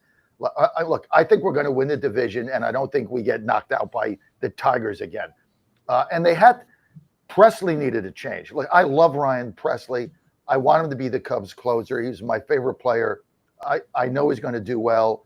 The role for him didn't work. It just didn't work. These things happen in baseball. It just didn't work. And so he's going there. He's at the end of his career. He's 36. He can be their closer. I think he'll have a great season. So they had no choice there. And they had no choice. I don't agree with Jack. They have plenty of choices. They are not under a salary cap. They are not under a salary cap. They do have the money. That's the problem. They're a huge market. They are a huge market. Houston is one of the biggest cities in the country. This is not a small market team, and they act like a small market team to save money and get whoever's investing in that team like more profit share. That's the bottom line. They can't compete with the Mets and the Yankees, but they can compete with pretty much anybody else. They could pay people if they wanted to. They never have, and they never will. And that's why this team loses these players constantly. It is not because of some sort of greed individually. Well, they paid. You act like the Astros are under a salary cap and nobody else is. Go out and pay a player. Show the team that you want something from this team. Show the fan base that you want to give them something. Instead of look at all this just wealth we've had over these 10 or 15 years because we put you through hell for 8 of those years where you were losing 120 games And then when the rubber hits the road and it's time to pay up to give the fans what they deserve, you pass on every single player. Springer, Correa, Bregman, Tucker, and the arrogance that you can just replace these guys over and over again is ridiculous. I tell you what, fed up with this team. This Pirates fan would take a Houston Astros team in any sense of the. And I mean, I get complaining about the Astros. The Pirates have maybe the best pitcher in baseball, and we haven't signed anybody. And the one person we signed is injured already for. So, but yeah, you know what this does? That makes the Red Sox pretty darn good too. I mean, they needed a right-handed bat in there now with their left-handed lineup. So.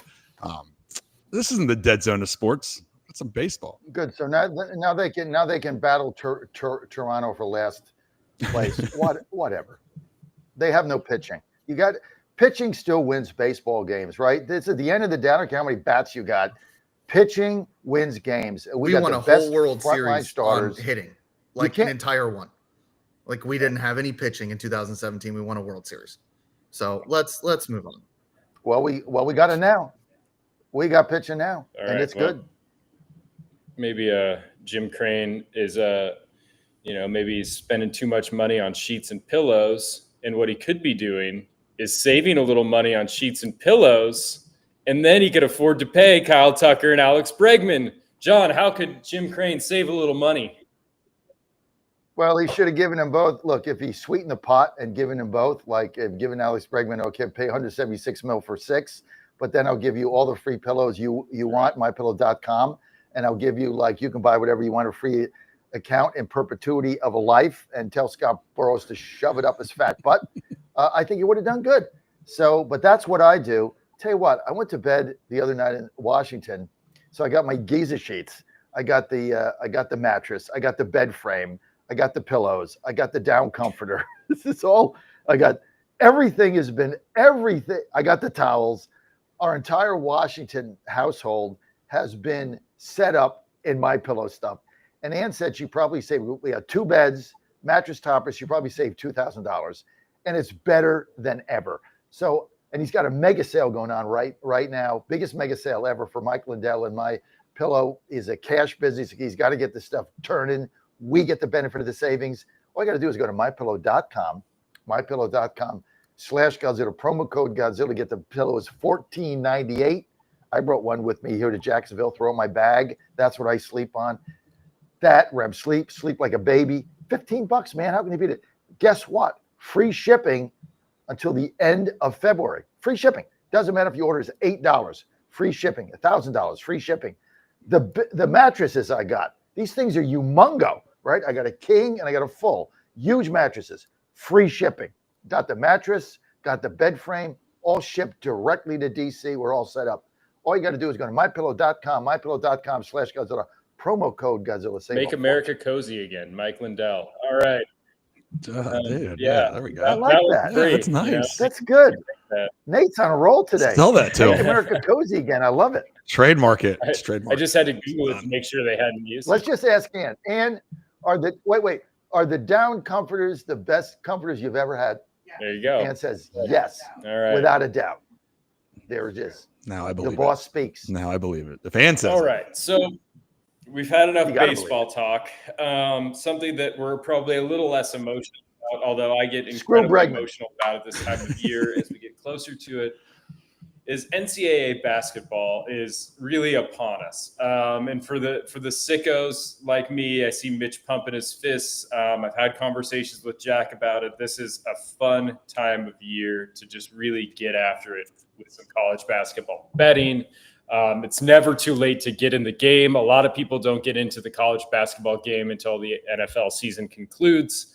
And now we're here. And now we're looking at bracketology, and now we're looking at teams that we like. There's been a lot of sort of bracketology sort of stuff coming out. What we do this every year where we just start to become college basketball experts. The top line right now is the SEC dominates. Auburn's projected 1 seed. Alabama's projected 1 seed. Florida is a projected 1 seed. And Florida. Duke is a projected 1 seed. pretty stacked. I mean, and that's not even counting, the projected 2 seeds, of which A&M and Tennessee are also projected 2 seeds. So the SEC is just loaded. They've started kind of cannibalizing themselves, but it shouldn't seem to matter in terms of seeding. What are our expectations when we just look at these sort of early bracket projections? What are we sort of noticing? What are we sort of interested in and intrigued by in terms of storylines, guys? I brought him up the other day, and it was my bet of the week, and one of them, I think it's the only one that's won in the last 2 months. But Alabama and the SEC today. If you want to get into this, today is your day. Alabama and Auburn face off. I think tip off at 3 or 4 o'clock today. I don't know the exact time of it. 1.5 point spread for Bama. It is going to be a score fest, and it's going to be a fun game. The SEC plays a fun style of basketball. But I'm looking at, John's got the West Virginia gear on. I'm on that bubble watch. As the West Virginia is firmly planted on the bubble. It seems like the March Madness. Yeah, you got all your good teams. It's fun to watch, see them battle out which seedings. But I love the teams that are just fighting to get in. The Oklahomas, the West Virginias. So I'm on that. I'm on that Joe Lunardi bracketology. Last 4 in, last 4 out. And now that I've had that up all week long, Tuesday games, watching people fall off, what fall on. So this is the most fun. You got to a week and a half before the conference tournaments, or 2 weeks. So if you haven't got in, you have plenty of time to get in and find a team to root for. Barring some sort of implosion, I think the Mountaineers end up in the tournament. Javon Small is such a sort of lightning type of player with a big gravitational pull that they tend to. I mean, if I'm on the committee, I'm trying to find a way to get them into the tournament, because you never know, what could happen. Yeah. He's an exciting player, and I mean, unless they were to implode in the next couple of weeks, I think they have a really good shot of being competitive in that tournament. The SEC thing is kind of, I don't know, I'm nervous. Like last year, this happened. Remember last year when we were like, the SEC is really good at basketball.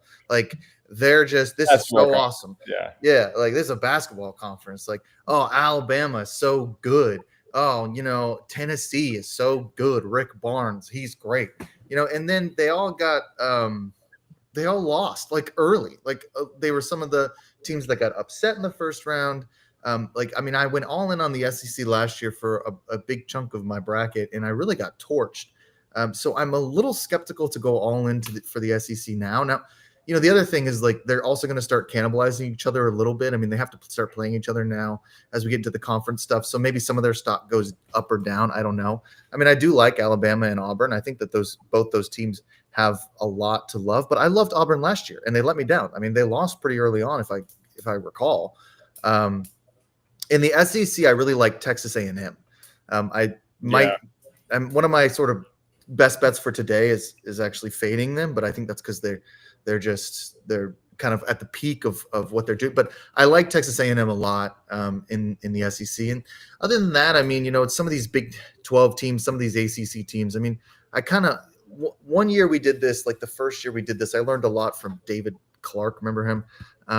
Where he was just always banging the drum for the ACC, and we were like, "Oh, you're like an old guy. Like you don't know what's going on at ACC." Is like blue bloods. He was always blue blooding it. Yeah, it was this 2002. Like I don't care about AC. And then I think Duke was in the championship game. They dominated the tournament, and so there's a lot of sort of love in my heart this year for some of those types of teams. I don't know how cute I'm going to get when I get down to my bracket this year, but I'm pretty skeptical of the SEC. I love what the Big 12 is doing.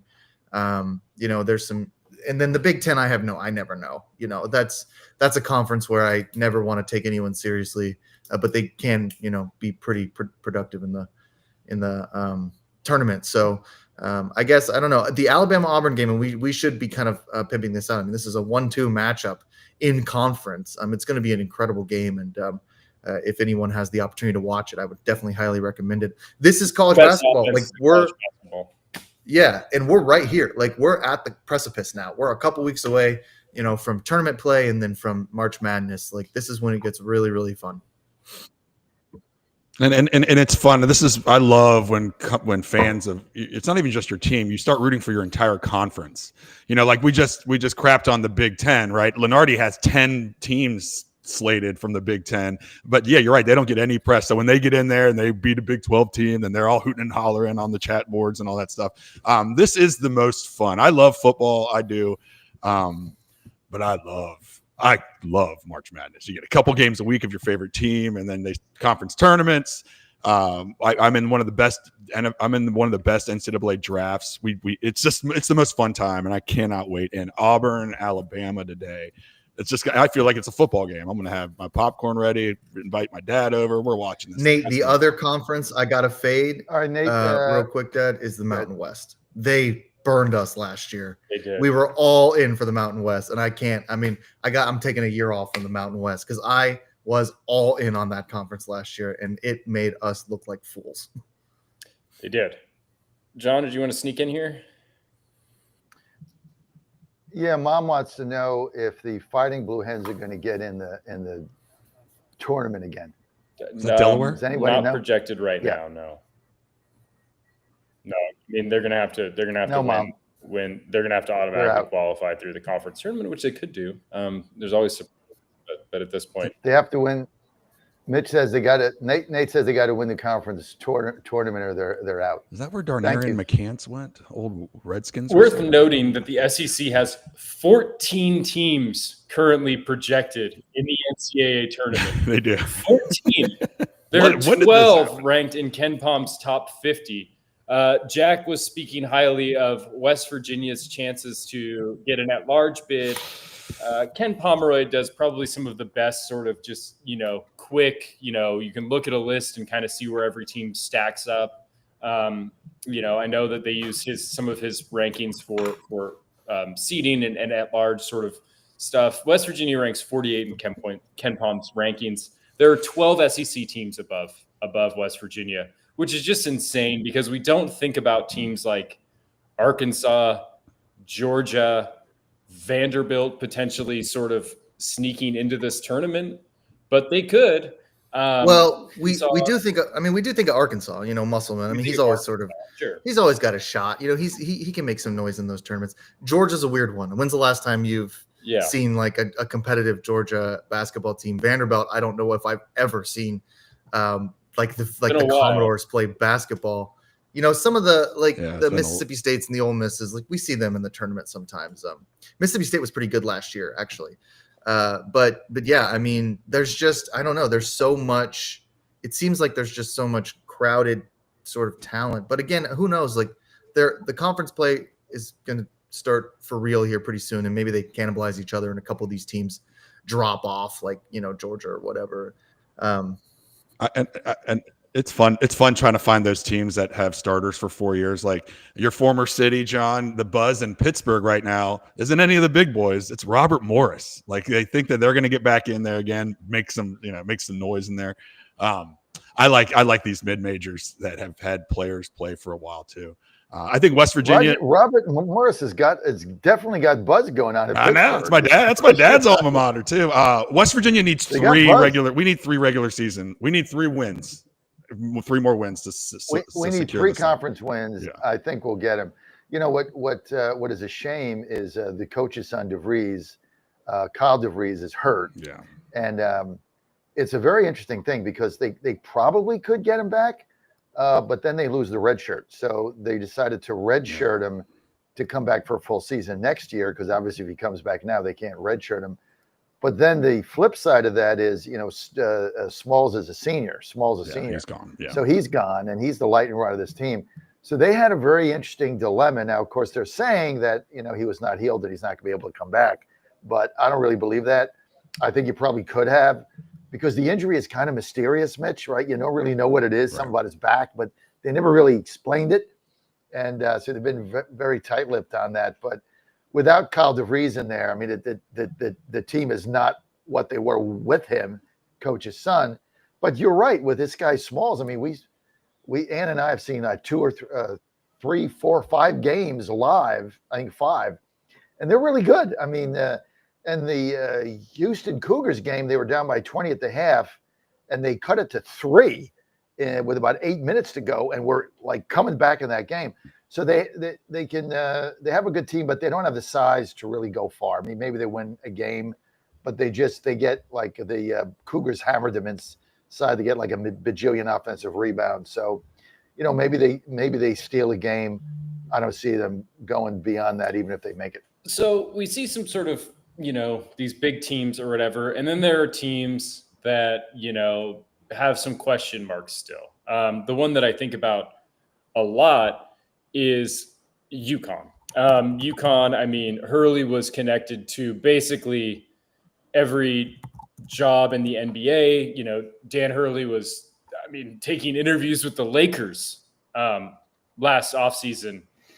And he spurned them, and they ended up hiring JJ Redick, and the rest is sort of history, I guess, with the Lakers as they continue to move in their, sort of bizarre direction. But like UConn's not that good this season. They're projected 8 seed. They mediocre stats, horrible defensively, lost a pile of games. And there are a lot of teams like that are sort of like traditional, just sort of powerhouses that we think, they'll just run it back and they'll be great. Even if they play in sort of smaller conferences. UConn still plays in the Big East. It's not what it used to be for basketball, anymore. We look at the West Coast Conference. Gonzaga's got 7 losses already. Granted, they played a pretty tricky non-conference schedule, but 7 losses is still more than we're accustomed to for Gonzaga. So, like, what do we think about these traditional, like, these are blue blood teams? Like, to sort of quote Sheriff Clark, like when he used to be on the show, like Gonzaga and UConn are blue blood teams, but they're both like projected 8 seeds and don't really look very impressive. Do we just think that when tournament time comes and the bright lights are on, they just show up? Or are there teams think it's time to just close the book on them? Well, I don't think you can ever close the book on, Hurley, but I think the two teams are a little different. I mean, KenPom, if that's something you trust, which I do, they're ranked just overall 12th. That's Gonzaga. They're, a top 10, I think, offensive team, and then defensively they drop off, but nothing like crazy. It's not like UConn, which is almost a top 10 offensive team, 12th on KenPom, but then is like 98th on defense. So like the Huskies can't guard anybody, and that's causing issues for the team. And that's going. The problem with that kind of stuff in the tournament is like, if you can't rely on like a suffocating defense, you leave yourself open to an upset, like a big one.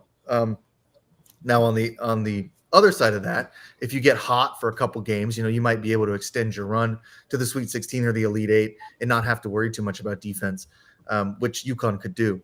But, they have always been a pretty, like, defensively, their identity has always been, they can play defense.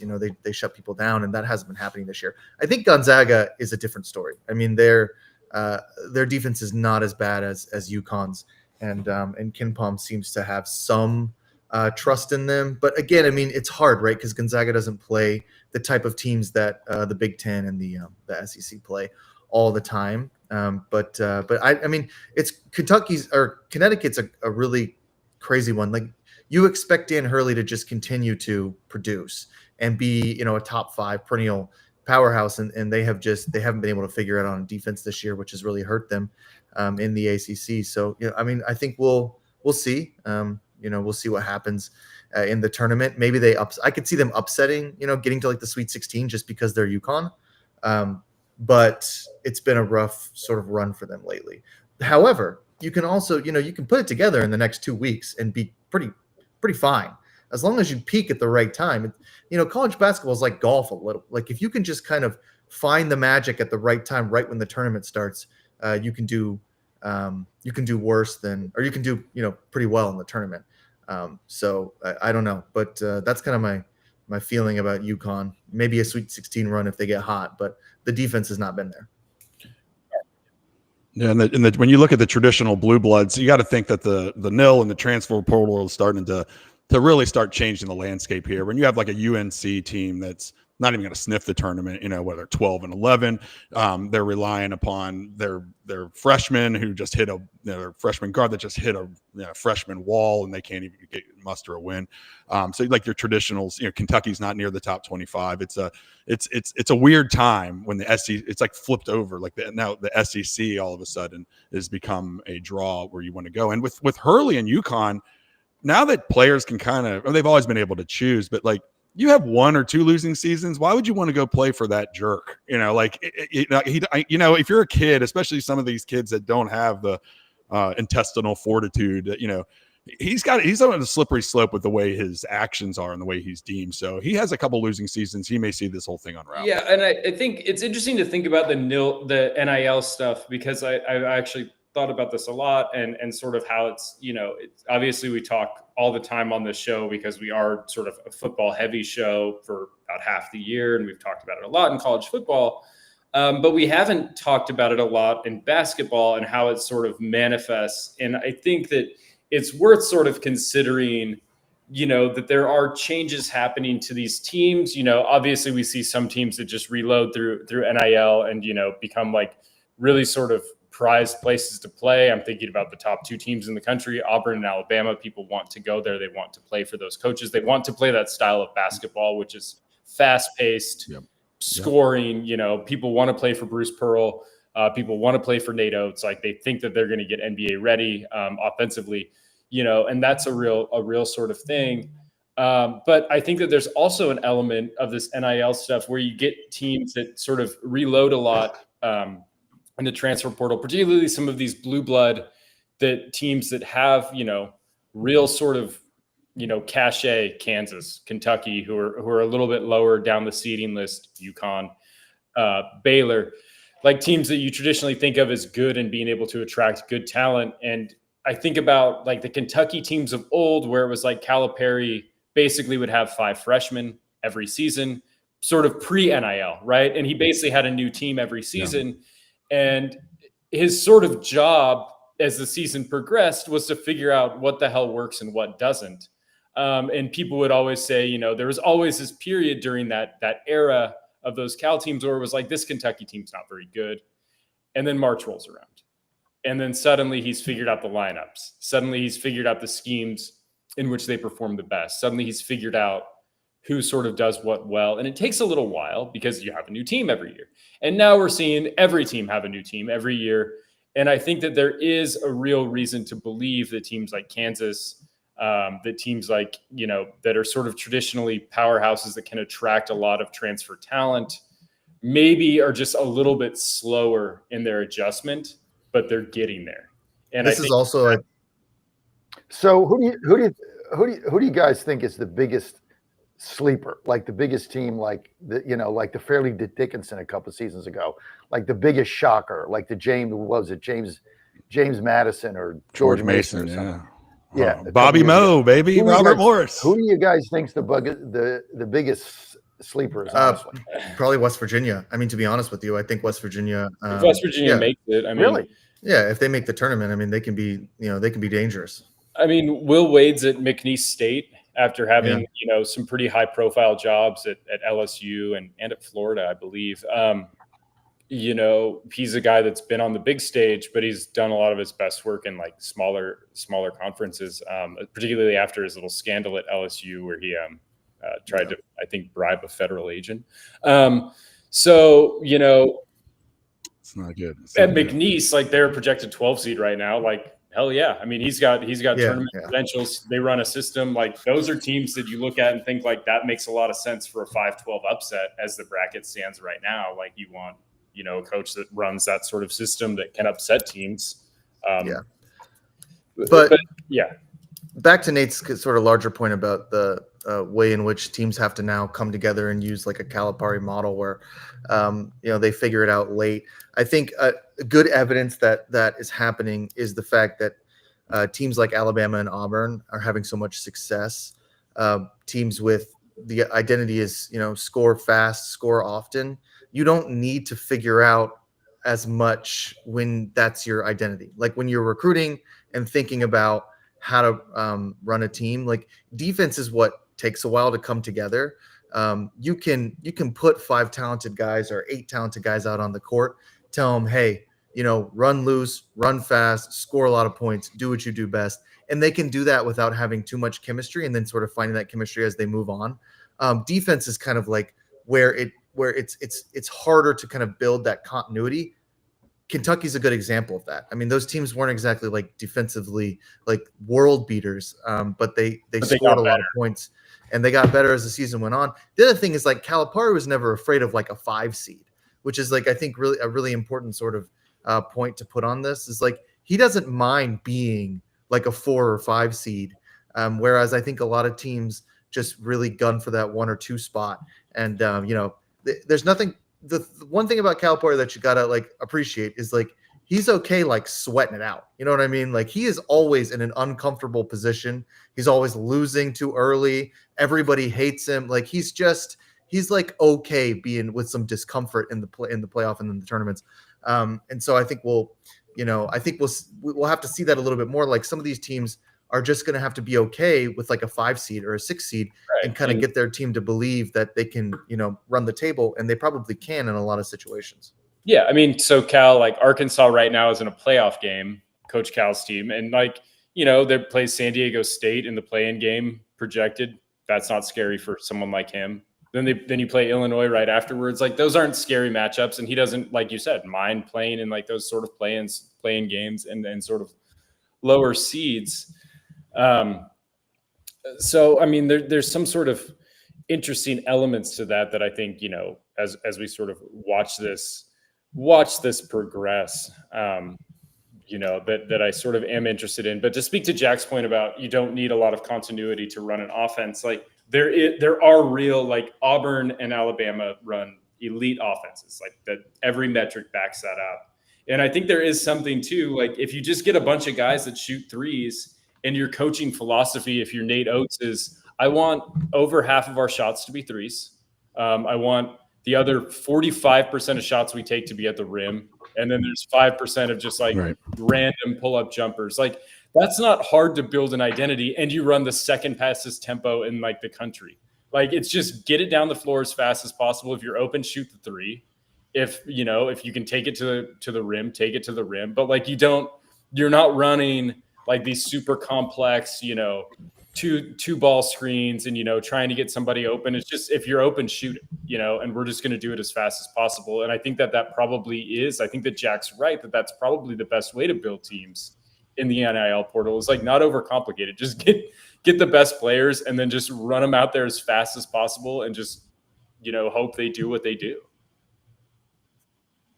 And it takes a different breed of coach. I mean, like we bring up West Virginia. I mean, that's a completely there's only one player from last year on that team. And I think that's what you saw. You saw more simple, just screens, pick and rolls, easy offensive sets. And that got more advanced as the season goes along.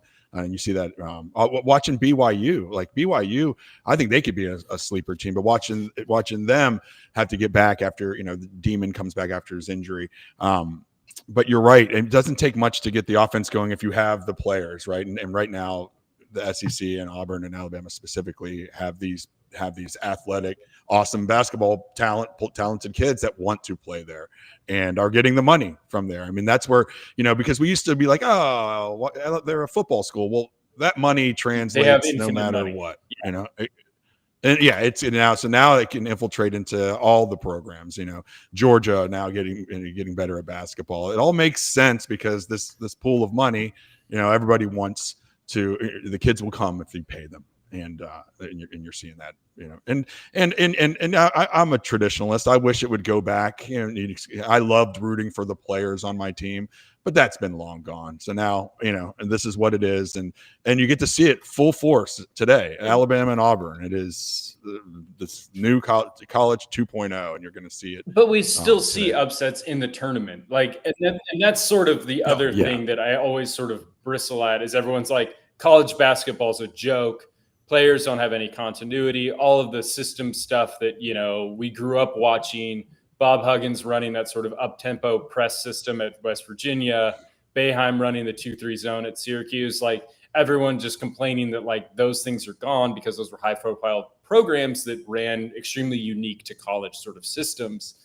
But you still see those teams succeed in the NCAA tournament, like teams that are mid-major conferences that don't have as much NIL movement, that don't have as much transfer movement, where they do have continuity. That continuity still does serve those teams well in like a one and done sort of format, because they are so comfortable and because they are so sort of comfortable running some systems that can really make teams feel sort of strange and like a fish out of water. So, I don't think that college basketball is dead just because Auburn and Alabama have the most money and they win. I mean, I still root for the little guy, and there is no shame in making it to the Sweet 16 if you're a team that, is a McNeese State, or, if you're Northern Colorado or Jacksonville State. Like, there's no shame in winning a couple games. Like, there were only ever a few teams that were going to win the college basketball tournament 15 years ago before.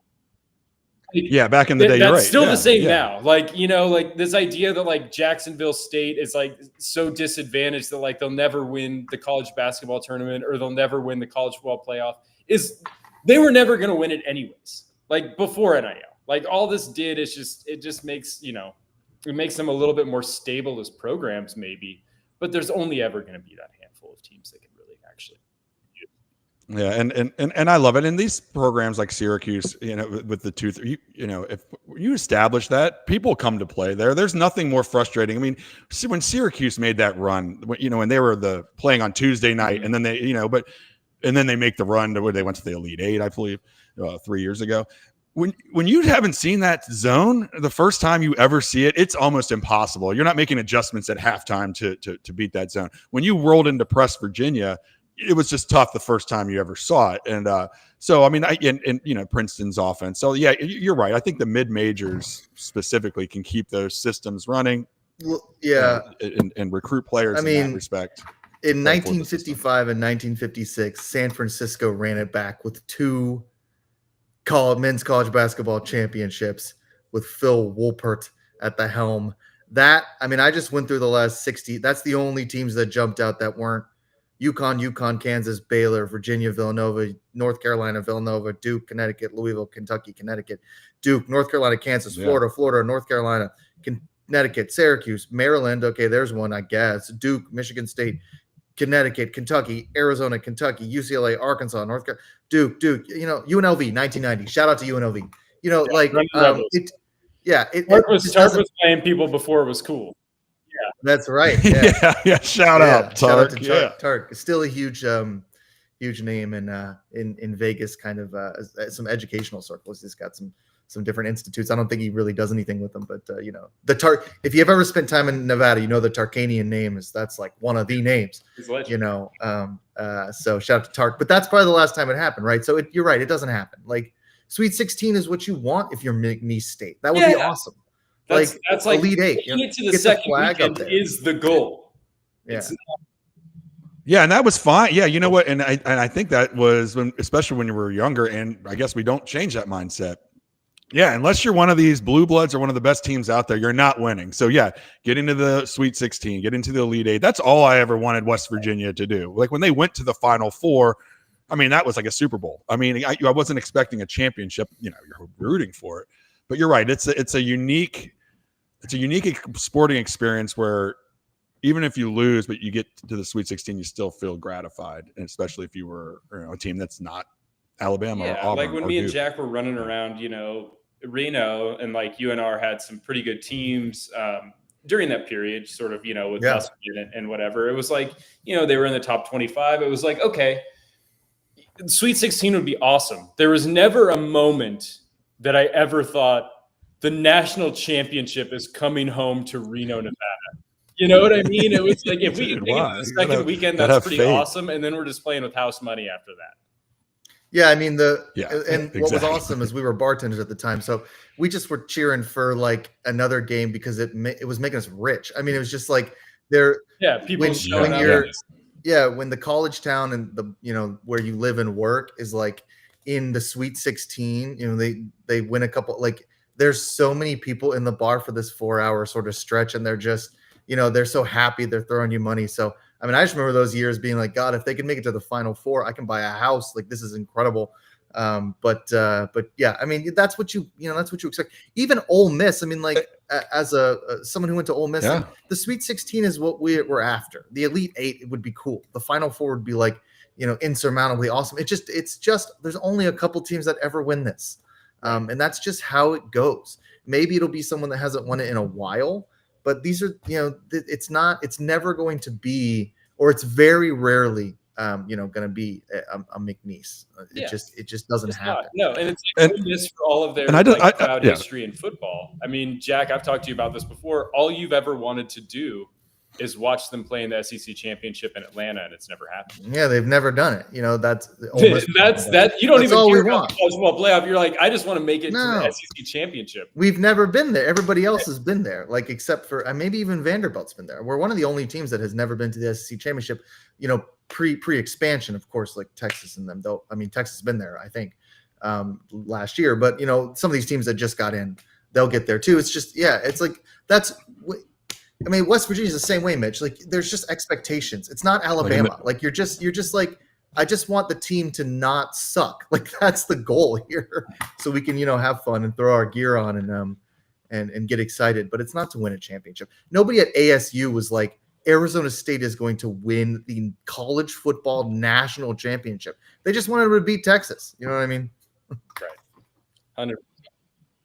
Arizona, didn't Arizona win a national title in the mid-90s? Yeah. I was just going. What I love about the madness is like everybody gets in. You get a bracket. Your wives are in. And I remember I was watching West Virginia in like 2002 or 3, and they were upsetting Wake Forest. That's when they went on their Pittsnogle run. And I'm in the bar with West Virginia gear on, fully vested, and a lady's like, "You're gonna bust my bracket." I'm like, I am fully loaded here, and she just doesn't want her 1 point to go away in her bracket. Right. Like, you're rooting against me adamantly. I'm like, all right, this is madness. But you're right. I mean, and then you get to Elite 8. It's awesome. When you were a kid, you just wanted a Sweet 16 shirt. Like, I was a Pitt fan when I was a kid, and Pitt went to the Sweet 16. Yeah, you hang the banner from the rafters. 16, 20, 2003, and you're like, hell yeah, that was a great season. Yeah, like that. Right. That's sort of the goal. All right. So we've talked about college basketball and sort of just taking some trips down memory lane. Let's try and maybe hand out a few picks here, which we haven't done so far. I've got a few college basketball picks I kind of like. I've got 2, and I won't go into too much detail to give you guys some time. But the 2 that I have circled that I have played I like Cincinnati against Iowa State. Cincinnati's catching 11.5 points. They're a team that looks like they are on the upswing. Offensively, they've been a juggernaut their last 3 wins in a row. I expect that to continue. So I think they'll play a closer game with Iowa State than the books are giving them credit for. I also like Boise State against San Diego State later this evening. San Diego State has not done a ton to impress me. They did beat Boise already this season, and I think that Boise probably gets some revenge. Boise's been one of the more unlucky teams when I look at sort of some of the advanced stats. So I think they'll get a little regression going their way. Beat San Diego State, and what's lined is a very close game. Boise's plus 1.5. Do you guys have any kind of quick picks for folks? And then I do. Go ahead. Okay, go ahead. Yeah. So I know we talked about Auburn, Alabama. If that game wasn't happening, the game of the day would be Houston and Arizona. That spreads Houston's favored by 1.5. But man, Arizona is diabolical, and they're rolling right now. I'm going to go with Arizona on the road to upset Houston minus 1.5. Also, West Virginia Mountaineers are playing at Baylor. They had a terrible loss this week to BYU. Back against the wall. There's minus 8.5. I just think West Virginia keeps it closer. I don't know if they're going to win the game. I'm always going to go homer. I like WV with the points at plus 8.5. Jack, Alabama, Auburn. I want to take the over at 172.5. I know it's high. Both these teams score. Oh yeah. One thing with Alabama, you can always take the over, and doesn't mean you're going to win every single game, but you certainly have a better shot than if you're playing those unders. They like to score. I also really like Arkansas. They play Texas A&M. The spread is 8.5. I think that line is a little too bloated. Texas A&M, I think, has sort of reached the pinnacle of their performance, And so the line is sort of matching what they've been doing the last couple of weeks. But I think Arkansas can keep it close enough to cover. Don't think Arkansas can win the game, but 8.5, as Nate knows, as Mitch knows, anyone who bets college basketball knows, 8.5 is like hard. That is hard to cover. You're hoping for a blowout, because if it's 12 or all of a sudden it gets tight and you lose by 1 or 2, or you're behind and you just sort of catch up and win by 6. So I like Arkansas there. Just I think Texas A&M is right at the kind of cusp of what they're capable of doing.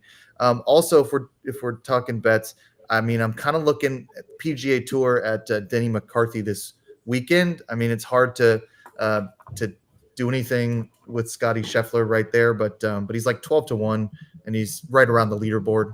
I think Denny McCarthy can maybe all right, maybe sneak in there. I don't know. I just like the odds at 12-1. I can't take Scotty at 1 plus 100.